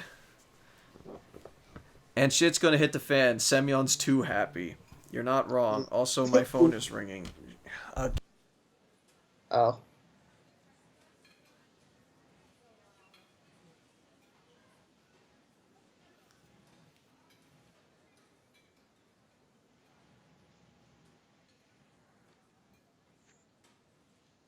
Well, alright, I did get food. So, well, I'll get food later. Dean's going to get food. Alright, the island. Well, I think I've seen it from the pier. For what? Olga Dmitrievna asked us to gather some strawberries. There are a lot of strawberries there, and they're so delicious. I could imagine the taste without even tasting it, just by looking at Slavia's face. Strawberries. Hmm. And what are those for? Eating. Food? Maybe? No, we're just gonna throw them at the water. Watch them skip. Feed the fish with them. I don't know, but it's indeed a great idea. Well, indeed it is. Moreover, I haven't been to the island yet. Oh boy, island adventure with Slavia. Yeah, sure. And Lena. Well, at least it's not pears. You're not wrong. Oof. I miss Sayuri. Yeah, me too. Within minutes, we were already standing at the pier. Well, here's the boat. Hang on, I'll go fetch the paddles now. I went left face to face with Lena. Do you like strawberries? Wow, that sounds weird a question. Well, not really. Oh, we can't be friends anymore. I'm sorry. Oh, you like strawberries, Dean? Yeah, of course I like strawberries. Fucking great fruit. But they're tasty. Yeah, okay, there you go. Now you're within my good graces again. Lena smiled. You like jazz? You like jazz? You like jazz? I still haven't watched that movie. I don't even think it's worth it. Wait, what movie? The B movie. Oh. That's where that's from. Oh, B movie. Yeah, I haven't watched that movie. I don't know if I want to, though. Do you want to have lots of B puns? I didn't know what to say next or how to continue the conversation. Oh, Dark Reaper. I'll have 2 number 9s. Number 9 large. Number 6 with extra dip. A number 7. 2 number 45s. 1 with cheese. And a large soda. Oof. That voice. Ha ha ha. At least we won't be castaways on a deserted island. Yep. Here you go. And me with a hefty pair of paddles. Yeah, thanks. Great work. Oh boy, row, row, row your boat gently down the Island. We got into the boat, untied it, and pushed the shore off and started paddling. And where exactly are we heading to? Right there. She pointed her finger at the island. Big Smoke better start shooting and not eat my chicken. Oh, I get it. That island is named the closest one. Wow, someone was been really creative when they came up with those names. It's just like, what do we call this island? The closest one. That's the closest one. Perfect. Wait, what? I didn't mean it. Nope, too It late. fits. We named the island that. I wonder what captain gave it such an original name. Well, the island is indeed close to the shore. Aye, aye, Captain. If only I'd known what was waiting for me ahead. Oh, great. I was an experienced oarsman. I rowed a boat once or twice in my entire life. Really, I haven't at all. It was less than a half a mile to the island, but we were making our zigzags thanks to my skills. Jeez. By approximately the middle of my trip, my arms hurt so badly that I dropped the paddles to get some rest. Well, oh, I did hear that crash. Well, aren't there any strawberries anywhere else? No, and maybe it's just on this particular island. I mean in the more accessible places. But the tastiest ones grow there. Slavia gave me a puzzled look. Is it hard for you to row alone? Lena, unlike Slavia, understood everything straight away. Oh, it's nothing. Anyway, I couldn't let a fragile girl help me. Yeah, your pride is definitely at stake. Yeah, I have lots of pride. The rest of the way I spent concentrating on staying alive while getting on the island. Slavia and Lenya? Lenya? Her name's Lenya now. No. Discussed something that I wasn't listening. This was too much for me. At last we arrived. Completely exhausted, I got out to shore and looked at the boathouse. I could already see the boathouse from here, man. It's not that far. It seemed so far away that I felt like a first person on the moon watching the Earth rise. Bruh. Here you go. Bruh, it's not that far away. Yeah. Slavia handed me a basket. It was a small island, barely 100 meters long. Well, that's not big at all. Not much. Well, it looked more like a birch grove with even rows of trees covering its entire surface. A calm green sea spread beneath our feet, wind causing lonely waves on its surface from time to time. A calm green sea spread beneath our feet. Wait. Wait. What the? What's wrong? Oh, sorry. I don't know what happened. I think I just accidentally scrolled the wheel up. Whoops. It's no wonder that the most delicious strawberries grow just here. We've got to split up. That way we'll do the job faster. It is revealed that Semyon is the brother to Slavia and Alyssa. That means Hidan and his sister. Wait, what? When did that plot thread come up? Huh? When did that happen? Huh? I don't remember this ever happening. What? Oh, what a twist! But there are only 2 baskets, said Lena humbly. Oh, you're right. My bad. So how are we going to split up then? The only answer. I didn't want to... I wonder what choice Teen is gonna pick. Well, that was easy. That was the easiest choice I ever made. That's right, Uliana. We dragged her from the boat. Oh, she was in the boat the entire time. She was in the boat the entire time. The unexpected third option. I didn't want to walk here alone and hope that Slavia would join me, but I couldn't bring myself to ask. Well, it's obvious. 1 basket for me and 1 for you 2. No, let me go with you. Wait, what? That wasn't my choice. I asked for Slavia. I didn't ask for myself, me, myself, and I. I don't want to hang out with myself. My own self is a loser. I want to hang out with a winner. Which you are not. Slavia smiled. Okay. I was a bit surprised, but I was also glad that it turned out like this. You didn't plan it this way? Well, whatever. Just fuck, it worked out. Lena seemed to take no offense at all. Alright, and we're picking strawberries. The reaping has commenced. The strawberries were delicious here indeed. I could probably eat them all if I didn't stop myself in time. Despite being wild grown, the berries were close to the garden ones in size had a rich red color, so it was clear that our visit here wasn't in vain. Slavia was walking right beside me, as we only had 1 basket. I felt like a mushroom picker, looking at every shrub and searching through the grass carefully. Strawberry fields forever. I don't want to hang out with myself. I hate myself. Myself's a loser. I want to hang out with a winner. Are you a winner? That was probably one of the best out of context lines I had in this stream. An entire bunch of strawberries had been left behind. Ah, yeah. I'm sorry. I've been eating it. Oh, It's fine. GG. You must enjoy it here, don't you? You like nature, after all.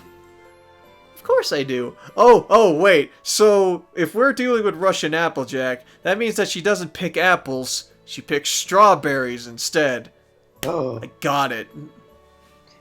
Hey, they're both red. Yeah? You are not wrong. Perfect. We found the connection. Slavia smiled. It reminds me of my home because we have beautiful birches there. Wait a minute. What? So, wait, what's your home? Sweet Berry Acres or something? Yeah. She gazed dreamily somewhere into the distance. Look, I've always wanted to ask, but what do you like in general? You look busy 24/7 and it looks like you have no time to rest at all. I like apples. Apples. Apples. I like some apples there. I like apples and apples and apples. And apple. Only apples. Her hobbies are apples. I don't know, really. Doing a variety of activities seems enjoyable for me. Well, that's understandable, but still. In Soviet Russia, you don't pick apples, the apples pick you. Bruh. Bruh. I like knitting and sewing. Things like that. Slavia took a neckerchief out of her pocket, or a handkerchief. There were red, yellow, and green flowers embroidered on it. They were entangled with each other in a complicated way, creating sophisticated geometric forms. Such a typical Russian-made handkerchief. Well, that's cool. Glimpsing at it, I instantly imagined Slavia dressed in an ancient sarafan, sitting on a bench inside of a ramshackle house and a crowd of children running around. She's not an old lady, bruh. It's quite cute. Thanks. Let me give it to you as a gift. Oh, sweet. Such a proposal embarrassed me. Awesome! Yeah, you shouldn't. Oh, take it. I'd look at the handkerchief once again and put it in my pocket. Thank you. Ah, that's sweet. I'll cherish it forever. There were so many strawberries. That's sweet. There were so many strawberries here that only a mere half an hour we had the basket filled up to the brim. Also, MLP Applejack would be horrified at the thought of picking strawberries. Oh yeah, didn't remember was it over a barrel? No wait, no, it wasn't over a barrel. I think it was the season 2 episode. Wait, it was that was cherries, I think. Yeah, the one in season 2 where Applejack was working. Yeah, oh no, it had to do with cherries. Yeah, it was cherries. I think it was cherries. But wasn't it strawberry? Wait, Jesse, are you referring to the Honest Apple episode? Because I think she had a run-in with someone who really hated apples. I tried to block the episode from my memory. Where apparently Applejack decides to be like a fucking critic. Yeah. Everyone's a critic. Yes, we've got a lot, so it should surely be enough. Alright. When we got back to the boat, Lena wasn't there yet. Oh no, she was taken by bears. Oh. She'd need more time to fill the basket by herself. Yeah, I guess so. I looked at the river. Alright, let's go back. Wait a minute. If Applejack would be horrified by strawberries, then would that mean Russian Applejack would be horrified by apples?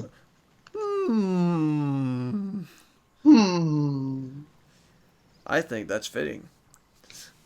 No, don't tickle, please. Jesse was referring to that episode. I gotcha. It could be worse. He could be talking about pears. Oh. What are you thinking about? Nothing, really. Well, apple pie. Hold on, I need to let that sink in for a bit. Yeah, I don't think she hated strawberries. She just tickled someone hating on apples. Yeah, that. Yeah, there was that. Wait, was there a fruit that Applejack really didn't like? Because I don't know if there was an episode that was like that. I don't think so. And you? Me? What will happen once vacation is over? We'll have to leave this camp and go back to our homes. Will I ever, will I ever see anyone I met here again? Oh wow, that's a new sprite. Will I ever see you Oh, again? the blush sprites. Hmm.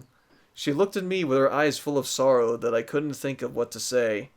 I mean, she's probably at odds with oranges, but I can't think of anyone she dislikes. Oranges? Yeah, probably. Wait, aren't you the lady of oranges there? Hmm. Hmm. Stroking my chin there. Yeah, it says it right now. I'm stroking my beard. Yeah, my semi beard. She looked at me with her. Oh wait, I already read that. Lena came out of nowhere, breaking the silence. Pears, mostly because of family matters. Yeah, there's pears, but that was it was also due to her family too. So Lena, oh you're done already. All Here, right, forgot you existed. right. She showed me a basket full of strawberries. Great. Now we can go back. All right, time to row my boat again. Sadness and sorrow weren't the kinds of emotions typical of her. Oh, well, we can't wait to see on what her path is like. Probably misery. It's always the cheerful ones you gotta look out for in these types of visual novels. They're scary. Cheerful ones and the shy ones. The cheerful and the shy ones, usually. Maybe later. Hmm. The way back took less time as I tried to concentrate on rowing and ignoring everything else. At least it worked better. My only wish was to come back alive, as the first trip hadn't gone without consequences, and now my hands started to hurt after only a few sweeps of the oars. Her aunt and uncle went orange farmers, and they seemed to be on good terms. Wait, what episode was that? Or was that a comic? It feels like that's a Uh, comic. I no. Was that an episode? I want to say that was an episode with the I believe it was the episode with Applejack's parents because the pear guy I believe was telling the story or something. There was the pear guy, yeah, but that was more talking about the pears. Oh Mm. right, the Cutie Mark Chronicles. Yeah, they went to the city, and I Uh, think they were orange farmers too, or at least they were affiliated with oranges. Okay, I think I remember that. Having tied up the boat, I had no energy. I fell to the ground with no energy left. Come on, be a man. I'm just getting episodes mixed up now. Well, it's been a while. Yeah. Slavia and Lena leaned over me. You could have at least said something if it was hard for you. Yeah. Never mind, it's fine. My pride. My pride. I'll just lie here for a bit and everything will be alright. Dies.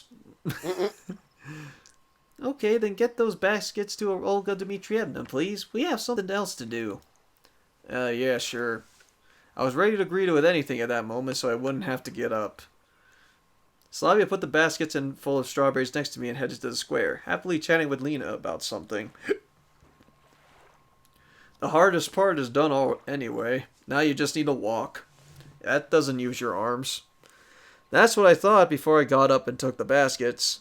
After the rowing felt like cement bags, even weighing even weighing barely more than a few kilograms each. It's strawberries, they're not that heavy.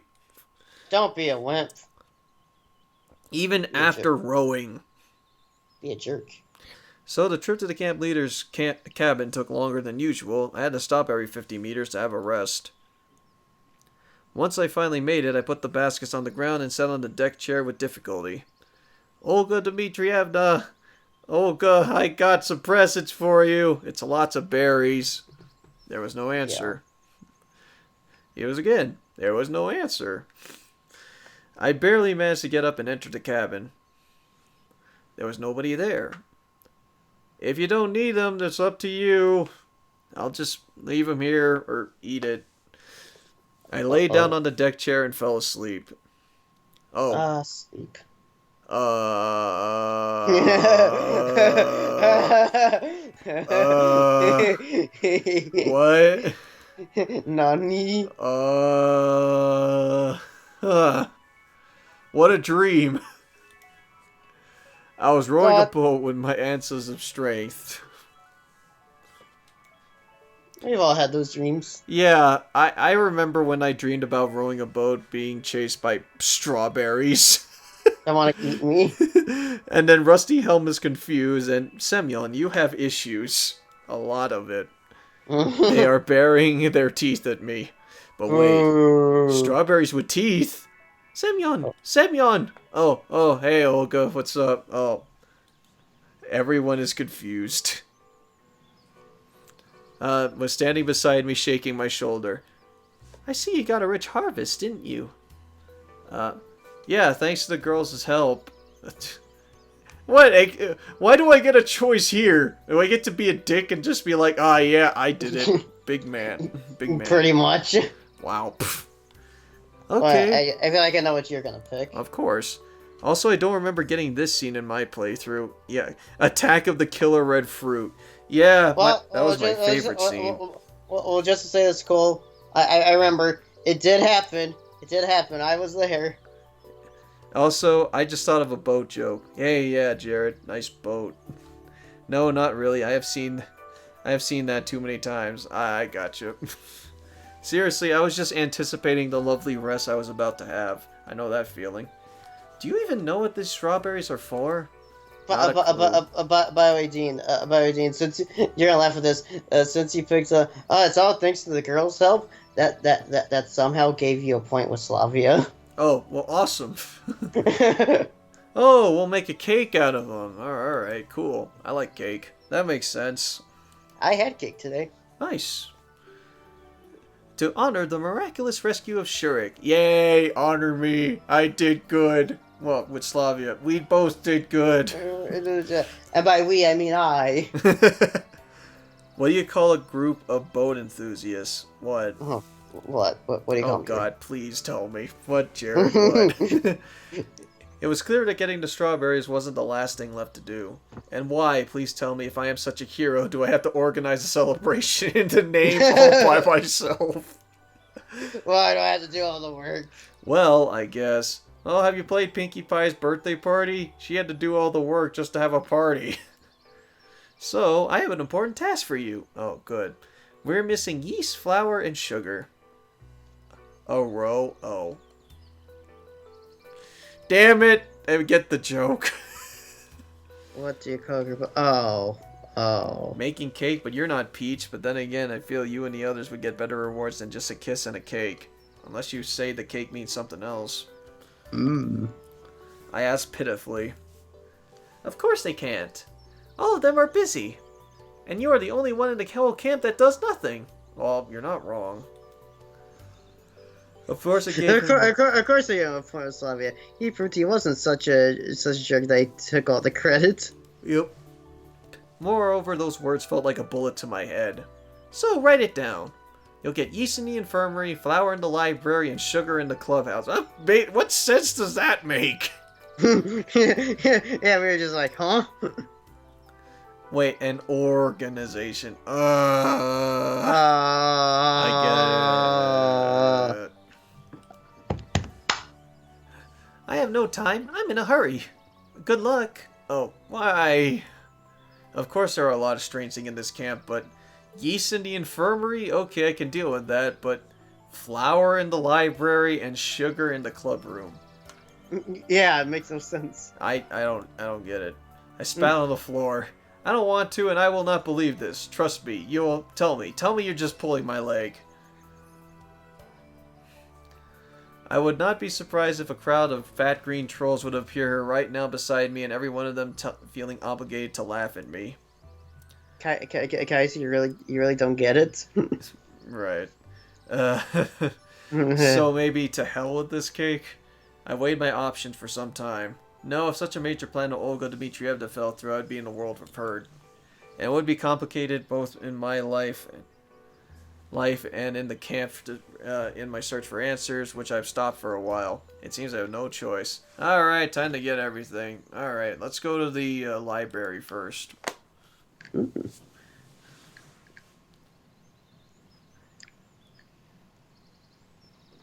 If every other place in the cake ingredient had to make at least some sense to me, then flour from the library made next to none. Yeah, that's the truth. I thought hard about why would someone put it in the Cole, library. Cole is now playing Sonic Adventure trademark too. Nice. Ah, the best one. Awesome. Nuh-uh. Well, she also has mod, so now it's definitively the best one. Nuh-uh. But I couldn't find any sane explanation after all. Given Zenya's harsh nature, I better knock first. Why would she have that? Open. Okay. Hey, Zenya, do you have flour? Zenya peered at me closely from behind her glasses. Well, I would if it didn't keep crashing. Huh. Oof. How does your game keep crashing? Mine doesn't. What do you want? Do you think... Don't think anything weird, but I need... just give me flour. I need some flour. Olga Dmitrievna said that it's here, and it sounds strange to keep flour in the library, but I was sent to you, and it's needed for a cake to celebrate Shirik's rescue. Yes, I have the flour. What's so strange about it? Why do you have flour? In a library. In a library. In that second, I'd been hit in the head with a heavy weight and lost the ability to understand anything at all. Flour in the library. Sure, what's so strange about it? Sure. We're in Wonderland. I'm Alice. I'm gonna eat that magic mushroom and I'll be back home. Hey! Yeah. I was daydreaming. Wait here, I'll be right back. Alright. You better not be going in the damn kitchen. The library has a kitchen. Otherwise, I'll just be really, really disappointed. She disappeared behind the bookshelves while I folded my hands and started waiting.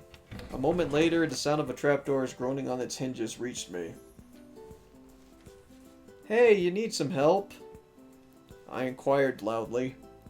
I'll deal with it. Alright. Well, okay, I think she's got it. Senya barked out at me. She seems to be in the basement, so I'll have to wait a little. Okie dokie. A few minutes passed, but Senya still hasn't returned.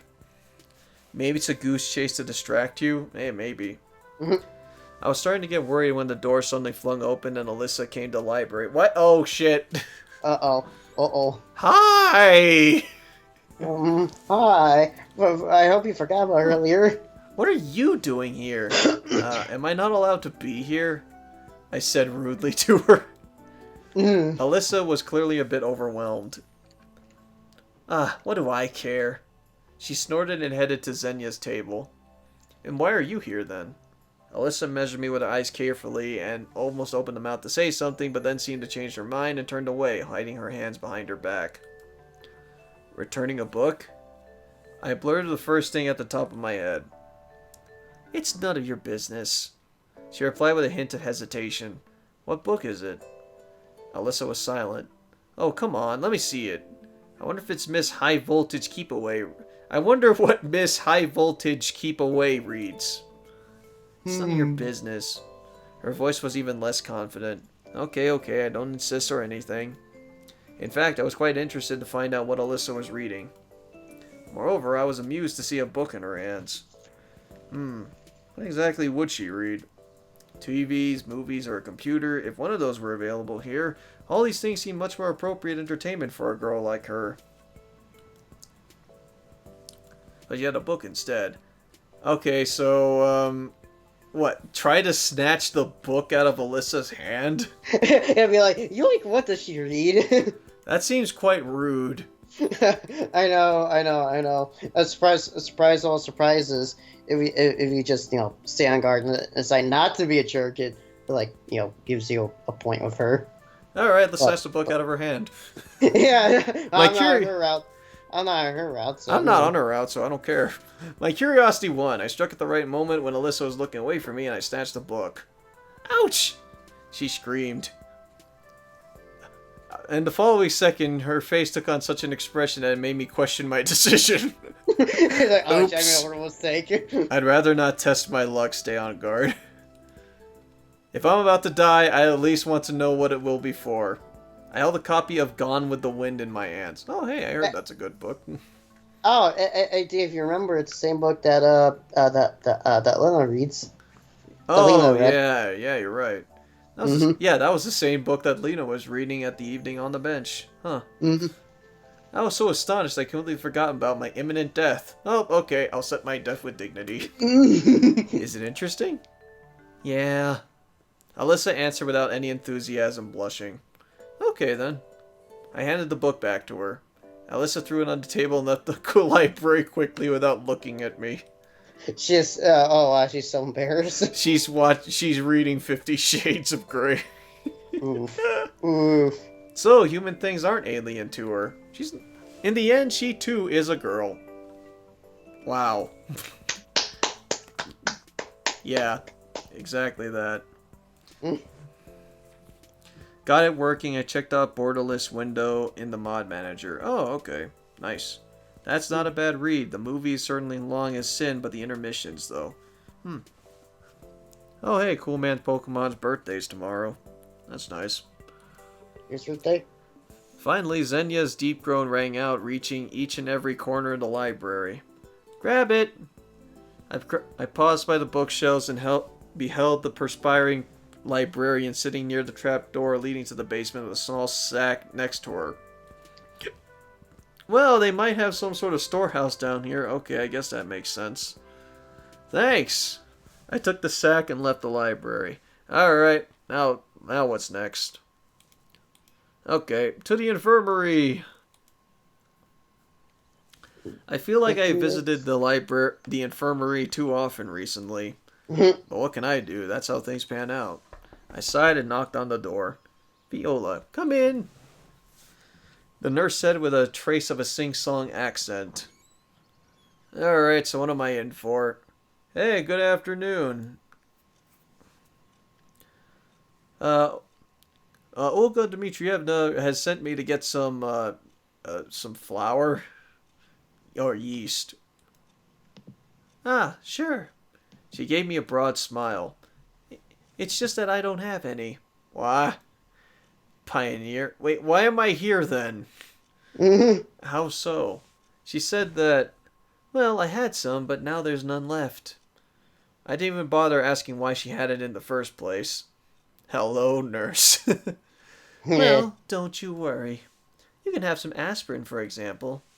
That could be of some use to me, actually. Where do I get it, then? I sighed. Take this. She opened her drawer and pulled out some kind of bottle. I took a closer look. Ostatskinsko is a well-known brand of cheap beer in USSR? What? Oh. How'd I get beer? I mean, she does like the type to drink. What's the matter? Beer is also a fermented product. Yeah, sure, use beer for cake. I was here for cake. Nobody will even notice. She had a point, but everything looked so grotesque to me that I couldn't find anything to say. Are you sure? Absolutely. Okay then. Oh great, I'm gonna make everyone drunk. The bottle clearly wouldn't fit in the pocket of my shorts. Well, thanks. I mumbled shyly, leaving the infirmary. I got beer! Hey guys, I got beer. Well, beer certainly could replace yeast. Could it? I have to try that. Dean's curiosity is peaked now. Yep. Well, I got liquid bread, so I guess that would work. Even my limited knowledge of chemistry and biology was enough to accept this. Yay, beer! Beer is good. Beer is good. Generally, walking around with this bottle in my hand seemed like a silly idea to me, so I decided to bring it to Olga's cabin and hide it there. It's beer, and you look like a miner. I don't think it's a good idea to have that in your hands. But I had to reach it somehow without anybody noticing the beer. I hid the bottle under my shirt. Alright. Oh no!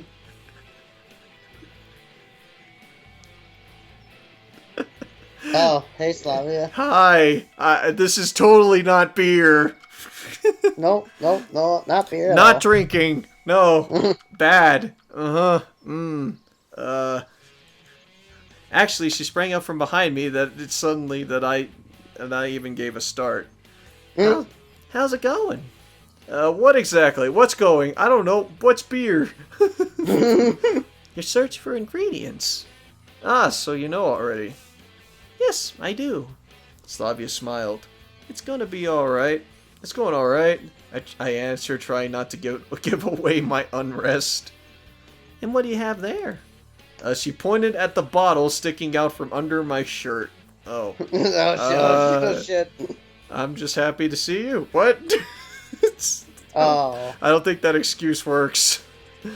She got me. It's nothing. It's not beer.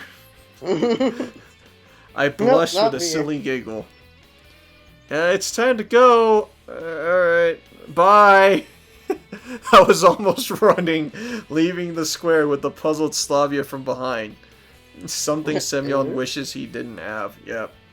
It's great that she's one of those people that don't ask unnecessary questions that she doesn't want the answer to. But there are people in this camp who want nothing better than to poke their noses at other people's business. You could have been worse. You could have ran into Oleana or something. Passing through the... Oh, fuck! Well, sake of the devil. And I just said that I don't want to run into her. Oh, what are you hiding there? Nothing. No, not at all. She gave me No, one of her it's- cheeky looks. That only No. works if the bottle was I thought there was no point in denying, so I replied in a provocative manner. It's none of your business. I'm a cipher officer bearing a message to headquarters. You fucking called it. I don't know how I did. That's certainly a big message. I was carrying the bottle at waist height, so I was slightly embarrassed. Oh. I was just kidding! Oh. What? Sex joke. Why? You want some help? I'll deal with it on my own. I walked past her confidently and proceeded on my way. I am totally not suspicious. Totally not suspicious. Nope, no, it's only has to be all. There's nobody in Olga's cabin, so I successfully managed to stuff the bottle under my bed.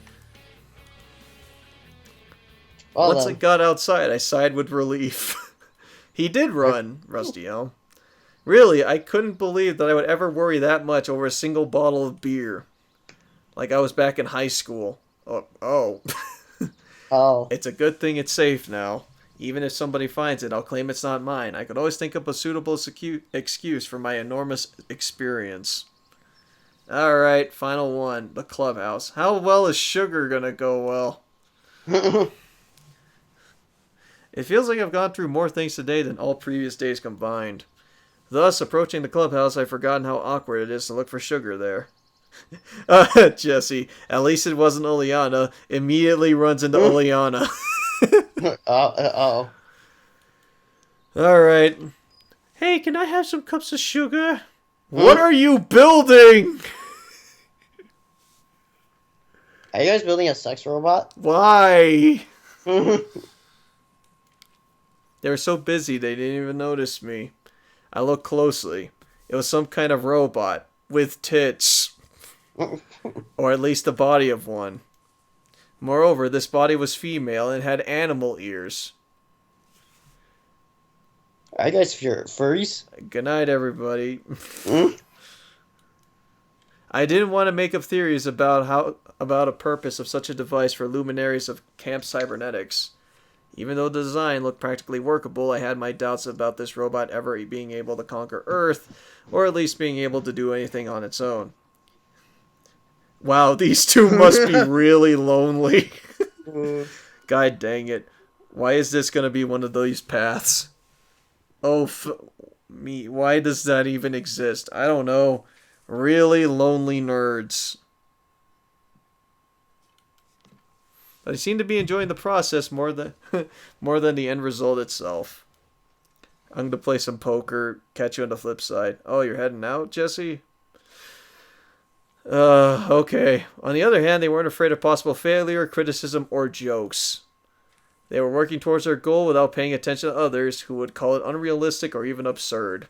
Oh, it looks like I'm truly comparing it to luminaries of the sciences. Hey guys, I greeted them uncertainly. Hey, you have some sugar? Oh, Semyon, come in. We're always glad to see you. I was actually already inside. You know, sorry for what happened yesterday. I barely remember anything, but, well, never mind. It's okay. And what brings you to our humble abode? Electronic looked at me slyly.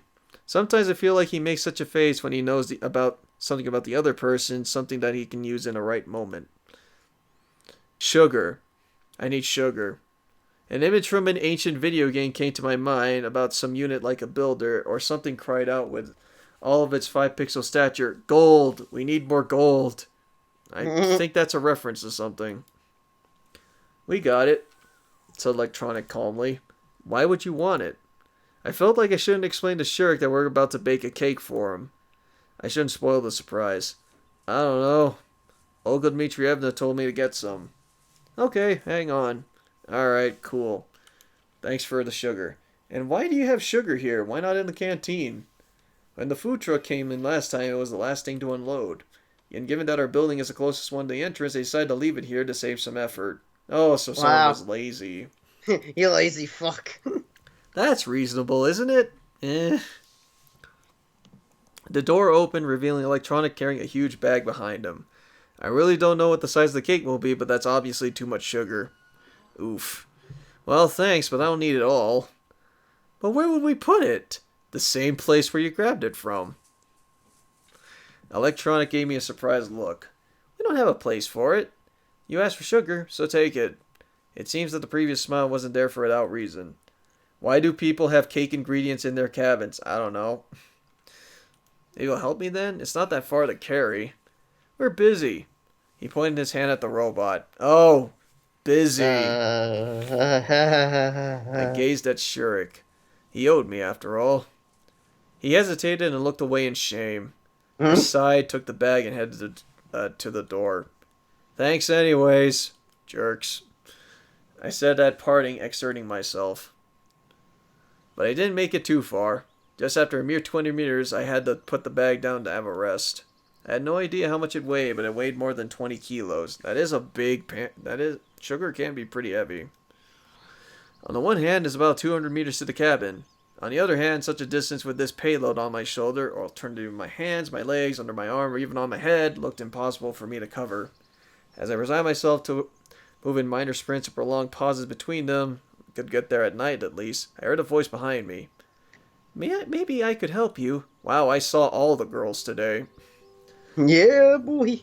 I saw Lena in front of me. I don't think you can. It was one of those moments when I felt painfully how dramatically I was out of shape. I can bring a handcart. Oh, that's useful. Why didn't I think of that myself? I'm dumb. Because you're an idiot. Yep. Yeah, that would be great. Wait here, I'll be right back. Hey, thanks, Lena. My savior. She smiled and ran in the direction of the square. What would I do without her? Back problems. My buck. It's good that Lena isn't always shy and could take the initiative sometimes. I started to think. She seemed quite unusual now.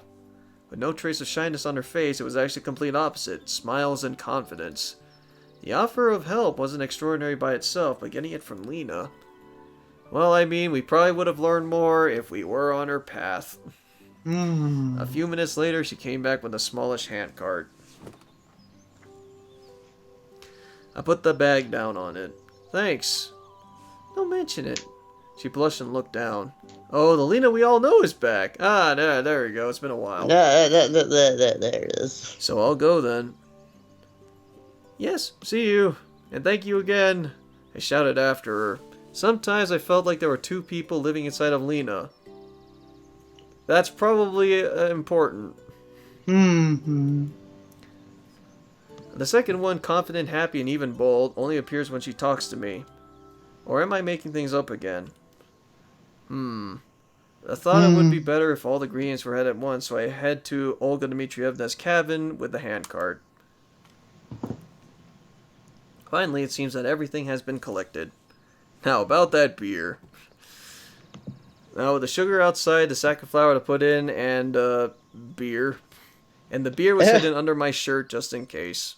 The day was coming to its end, so I had to hurry. The cake itself would need some time to bake. Am I almost done with this chapter, or is there like a couple more? Come or what? How long until like this day ends? I want to say like another half hour. Another half hour? Mm-hmm. Hmm. You think it might be a good place to call it for the bit, or I'd say keep going because because you're gonna reach like a bit let's say a big choice soon. Oh boy. Okay, yeah, let's do it then. Hmm. Coming to the square, I stopped for a moment to catch my breath. It wasn't that the cart was heavy, it ran smoothly without any noticeable effort required. It's just that physical exertion caused me pain to me now. Both physical and a mental one. Oh, and then I fell asleep. I sat down on the bench and closed my eyes for a moment. Am I being chased by a cart of strawberries again? What's that? I didn't really give a damn about who it was, just a fellow pioneer girl taking an interest to an unfamiliar companion in distress. What are you talking about? I asked her tiredly. She didn't reply. Those are the ingredients for a cake. Do you like cakes? I don't know. What, you never tried cake? I don't know. Blasphemy. Obviously, the girl didn't get what I was talking about, but it didn't surprise me at the moment. I really wasn't interested in the conversation, and I had zero intention of classifying external distractions and tagging them as either common or uncommon. I see. Come down to the canteen later and have a bite. Really? Really. And what are they made of? What? I asked indifferently. These cakes. Well, some flour, some sugar, various fillings. Now that's a strange question. Doesn't she know where cakes come from? And you have it all here? Yeah, sort of. And sugar? And sugar. Could you lend me a little? What for? I thought it was over the top. Suddenly a gust of wind made me grab the cart instinctively and opened my eyes. Okay, that was weird. Never mind, it just doesn't want to work. Okay, I might help you out later about that Sonic Adventure 2 stuff. Because it should work on your PC. It works well on mine. Am I daydreaming? I noticed, though, that the sugar sack was untied with a heap of it had poured out. Could it be that she was scared by the wind and ran away? Having fixed the sack, I got up from the bench and continued my challenging strawberry way. There wasn't a single person near the canteen. No wonder, dinner was still an hour away. Alright, time to make some cake. She must have already been told what to give him, and she gave me such an unpleasant look. I'm not sure how long it takes to bake a cake, but she seems she had to hurry. I hope you can make use out of this beer. Yep. I just wanted to relax for the remaining time up until dinner. In short, I was so tired that I just sat on the steps and waited. And then slept again. My eyes closed themselves. I guess I got so tired throughout the day I didn't even notice someone came up to me until they patted me on the shoulder. Who is it? Oh, hey, Miku. Hi. Miku was standing before me. Yeah, I didn't need a mirror to imagine the expression of skepticism and annoyance on my face. Oh, excuse me, I must have interrupted you. No problem, I was just sitting here. Ah, alright then. Miku beamed with a smile. I was just coming to dinner.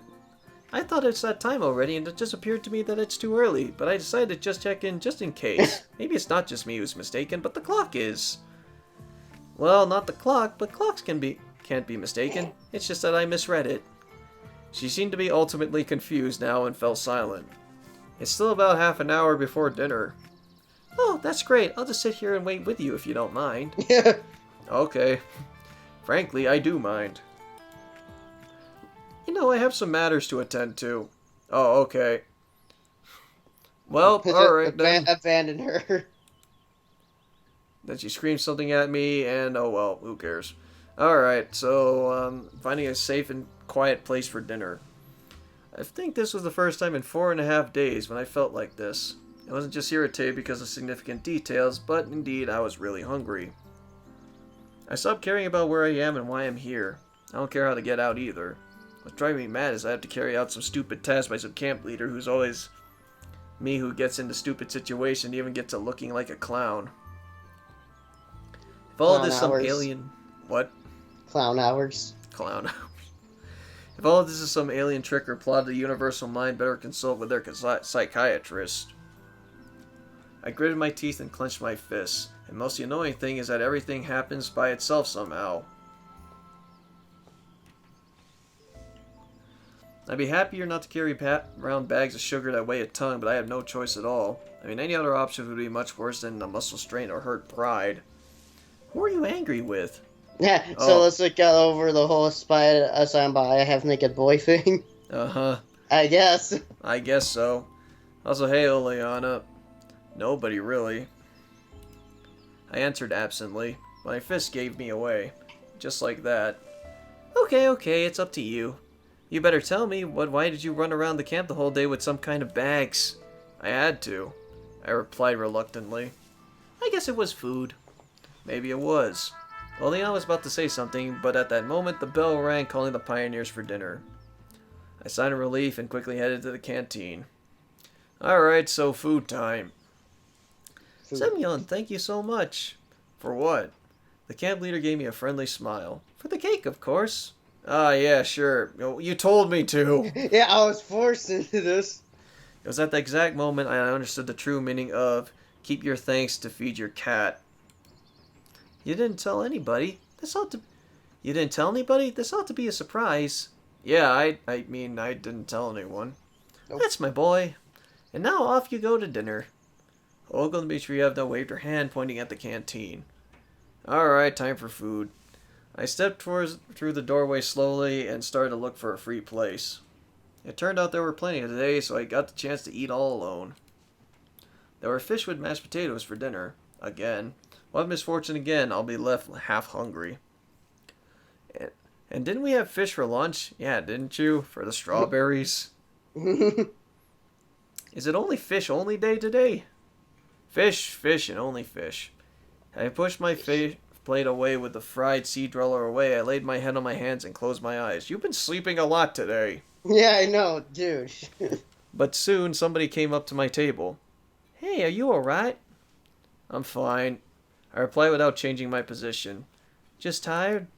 Yeah, a little. Well, then again, he's been doing things a lot today.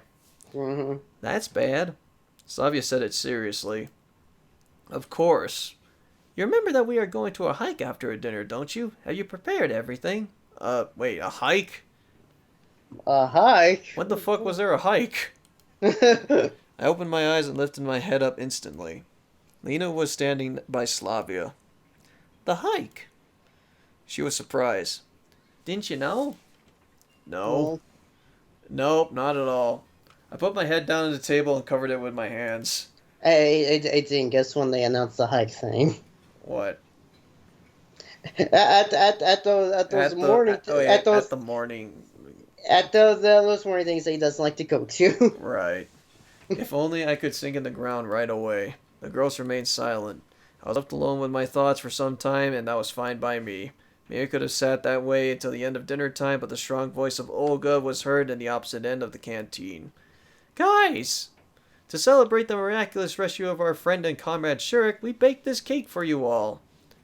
Oh boy, cake. I lifted my head idly and looked towards the camp leader, but couldn't see anything beyond the pioneers' backs. And it smells like alcohol. A second, just a second. Nothing about me. Nothing about me rescuing Shurik or gathering the ingredients for the cake. As if that's how it ought to be. Well, it would be wrong to expect anything else from our camp leader. Let's go. Or we won't get our share. Slavia smiled. Let's go. Nina agreed. Alright, let's get some cake. I got up reluctantly and tagged along behind the girls. As we approached the cloud of pioneers, Olga Dmitrievna was putting the cake on the center of the table. And now... Oh, okay. The camp leader wasn't able to finish as Oleana rushed out from the pioneer crowd and dived into the cake. Bye. She managed to nibble it a few times before she was pulled away. She was kicking and screaming. Ah, nice. I stared blankly from the outside of all this drama, Alyssa smiling, Lena picking some cream off her finger, and all the furious pioneers stand around. Well, great. Well then, I felt what are your completely out thoughts? of place. Yeah, what are my thoughts? Oleana, why? I felt completely out of place here. I thought that if I closed my eyes now and opened them again, here I am, back at the safety of the apartment in front of my computer. Oh, well, I closed my eyes again. Oh, well, nothing. Never mind. And nothing changed. Oleana, that's the limit. I just... Well, in fact, behaving like this is over the top even for her. Yeah, seriously, it's just cake. Cake. Shurik broke into the conversation. Or is it a court-martial? Please, Olga Dmitrievna, since the cake is celebrating my return, it's no big deal. Well, the cake was for everyone, and she was about to eat it all by herself. Mm-hmm. He hesitated. It doesn't matter, the camp leader told to Oleana. And you. Today I'm going to punish you to the fullest extent, so you'll behave next time. Ah, whatever. She snorted and turned back. You'll be going to the hike with us tonight. As if I wanted to. I was more than willing what to a tragedy. I was more than willing to switch places with Oleana and skip the hike instead of her, but who knew? If I had guessed beforehand, I'd have been the one to go berserk and smash the damn cake. Wow. Smash! Semyon smash. After a couple minutes of confusion, the pioneers had started to disperse. You have to get ready too. There'll be a lineup at the square in half an hour. I looked straight into the eyes of the camp leader, trying to express my attitude non-verbally, but seems that I failed. Don't be late. Alright, so time for a hike, I guess. Go on a hike. So why did you do it? She looked very upset, but she had a right to be so. I wanted to. Oleana replied abruptly. So you're happy now? Of course I am. And you, good luck with the hiking. Okay. Well, alright. A little bit of luck wouldn't hurt. Elpic elbow drop on the cake. Oh. Walk and you shall reach was exactly the proverb that kept whirling in my head way down to the camp leader's cabin. Somehow I just couldn't manage to argue, to pretend that I'm sick, or just to skip it without a reason. The events of this day taught me about submissiveness, although sometimes whatever was happening made no sense to me. As I walked in, I had a thought. Well, in fact, how should I get ready? Clothes? I already have an overcoat and jeans. In fact, anyway, I forgot to ask if it was an overnight hike or not. I couldn't think of anything better, so I grabbed the sweater that I had on me when I arrived at the camp, and shuffled slowly to the square. At the camp I was already there, though it was 10 minutes before Olga had designated. I settled down near the edge and waited patiently. Oleana's planning something. Oh boy. Night was falling. If viewed from the outside, what a fairly comical picture we would make. A crowd of pioneers lined up with sheer habit, like they were waiting for a silent command from the bronze Genda. And all this happening in the scarlet rays of the sunset. And there he is, waving his back, screaming attack as roaring soldiers with red neckerchiefs charged in battle against some ghostly enemy. But Olga showed up and started to talk instead of Genda. It seems everybody is here. Great! I was so tired today that I couldn't think about anything, so I ended up just listening to the camp leader. Now we'll go hiking. It's essential for every pioneer to come and rescue his comrade to offer a helping hand in the hour of need and saving them from a hopeless situation. We have to learn to do things together. A whisper that ran through the pioneer crowd suggested that probably the most epic expedition would end in the clearing of the forest several hundred feet away from the square. Somehow I thought it too. We'll walk in pairs. So if you haven't chosen a partner for yourself, now's the right time to do so. Pioneers quickly caught on to the idea of starting to match in pairs. It looked like I was the only one without a partner. Well, that's an easy one. Slavia was enthusiastically discussing something with Olga, Lena was with Miku, Electronic was, of course, with Shurik. Well, it might not be a bad idea to go alone after all. Well, okay. Well, no choice at all. Nope. Semyon! The voice of the camp leader pulled me out of my thoughts. I went up to her reluctantly. I see that you haven't had a partner. Seems like it. Then you'll join Xenia. She is alone too. Wait, I did take the library path. Play, there's not supposed to be a library path. I was struck with that kind of special kind of despair that only a true loner can experience. Yeah, I know that feeling. Oh, you know the feeling? Yep. So it appears that I'm left with the prickly librarian, so they wouldn't have to risk spending a couple hours with, even if I was paid for it. Although we both seem to be in the same boat now. Alright, hi Xenia. Well, I guess we'll be going together. She looked up at me. Do you even don't even think that I'm glad. Great, the feeling's mutual. Why on earth why on earth you should feel glad? I asked naively. Never mind. It would be much better if you just shut up. Alright. It couldn't get any better than this. She turned her back on me and followed the other pioneers. I still didn't have any special reason to walk in pairs. Anyway, we were walking the well-trodden forest trails. It would be difficult to get lost in here even if we wanted to. Moreover, while we had been hiking for over half an hour, we weren't rushing to the depths of the forest, wanting to face all the dangers and test our courage and harden our pioneer spirits, but instead we were just walking around in circles. However, with taking into account that Olga Dmitrievna was our chief, this hike would be compared to a hobbit's march to the Shire of Mordor. Oh. Okay, I get it. Eh. That's a movie. Or a book. Book. Just as Xenia insisted, I was following her at a distance in silence. The librarian seemed to be perfectly okay with it. Hey, don't you know when we'll reach our destination? Our what?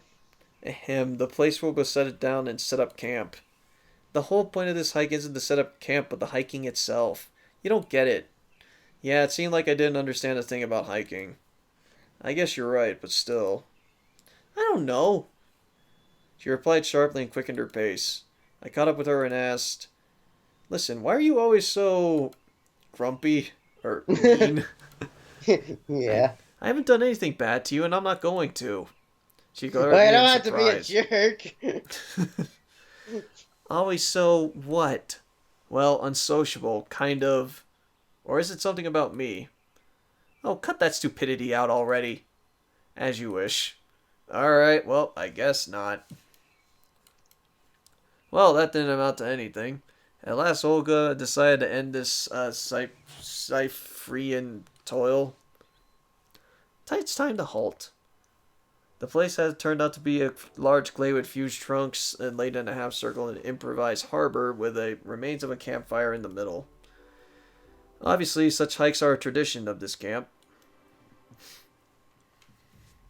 I was sent to gather firewood with the other boys. It didn't take long because there were a lot of branches and logs of various sizes around. Eventually, Olga lit the fire with some old newspapers. I was eager to know what was written there, but didn't discern anything other than Soviet symbols. Pioneers took their places in the fallen log benches and started to talk about things. It seems the final goal of this event had been achieved. The only thing missing were a pot of fish soup, aluminums of vodka, and a guitar. For, funsies. Also, have a good night, Alyssa. I wouldn't be surprised if all these would appear somehow. What are you thinking about? Slavia sat next to me.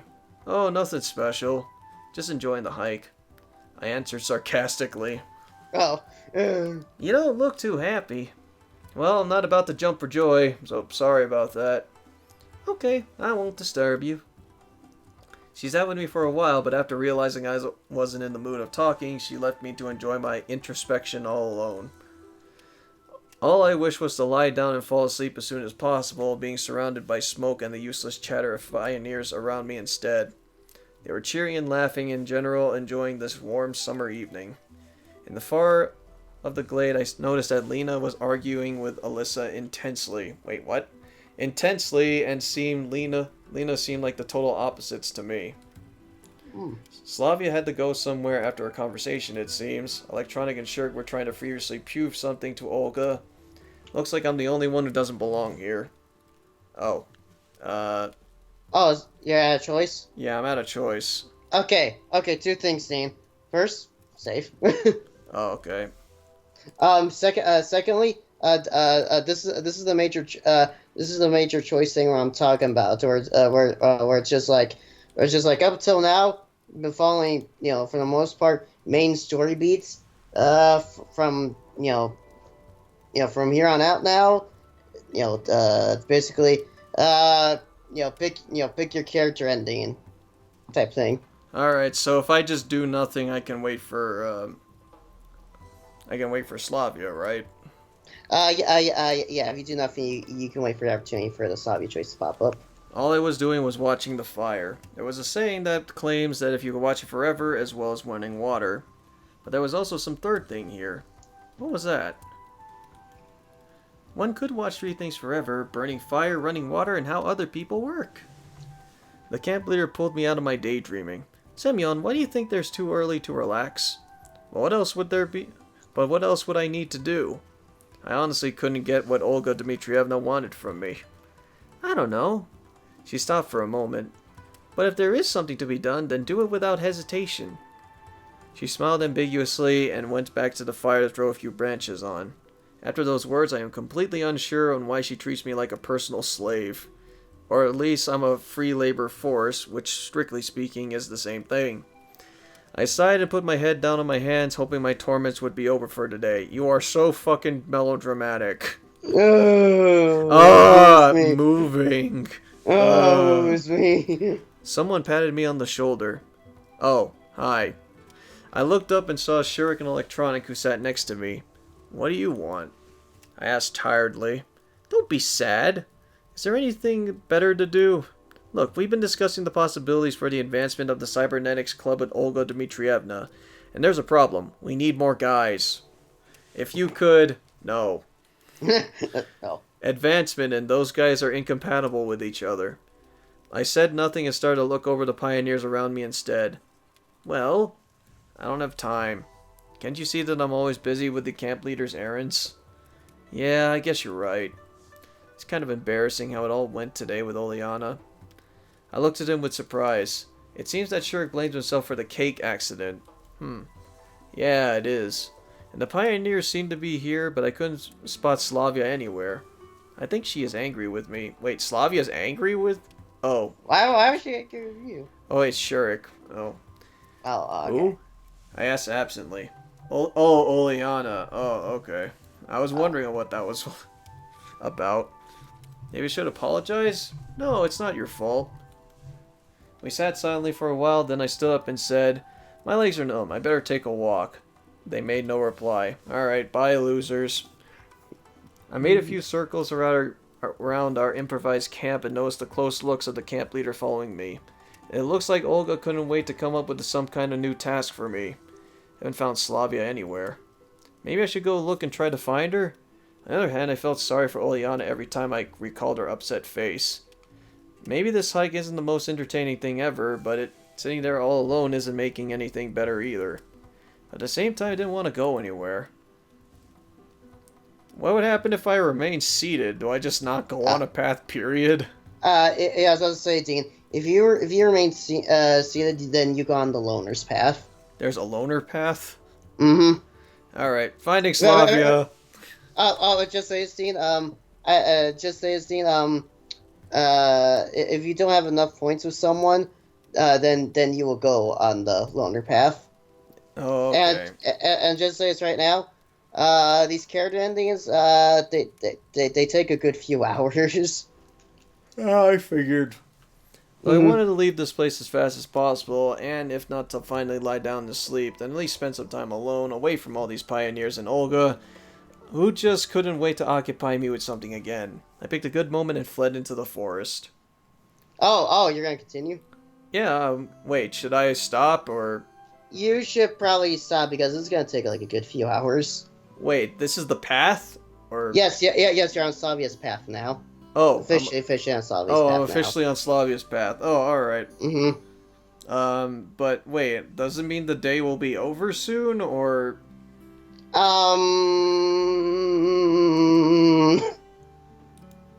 Alright, I'm just gonna take your advice there, and I'm just gonna save. Yeah. Yeah, because I need to go eat something now. Because I'm actually really hungry right now. Yeah. Just next time we stream, it's just gonna be pure Slavia's path, because you're on her path right now. Alright, we're on Slavia's path. We did it. We succeeded. Like I said, up to this point, just been main story stuff. who you decide to like talk to, and the camp thing. Uh, Depending on how many points you have, character path. Oh, okay. Mm-hmm. Well, alright. I guess we'll take this up next time then. So, hopefully sometime soon we'll definitely get to this game a lot sooner than usual because we're actually on someone's path now. Yep, we should. Yep, we since we're on Sun's path, we should probably get done with it next time. Do you know how long the path will be? Just a couple hours?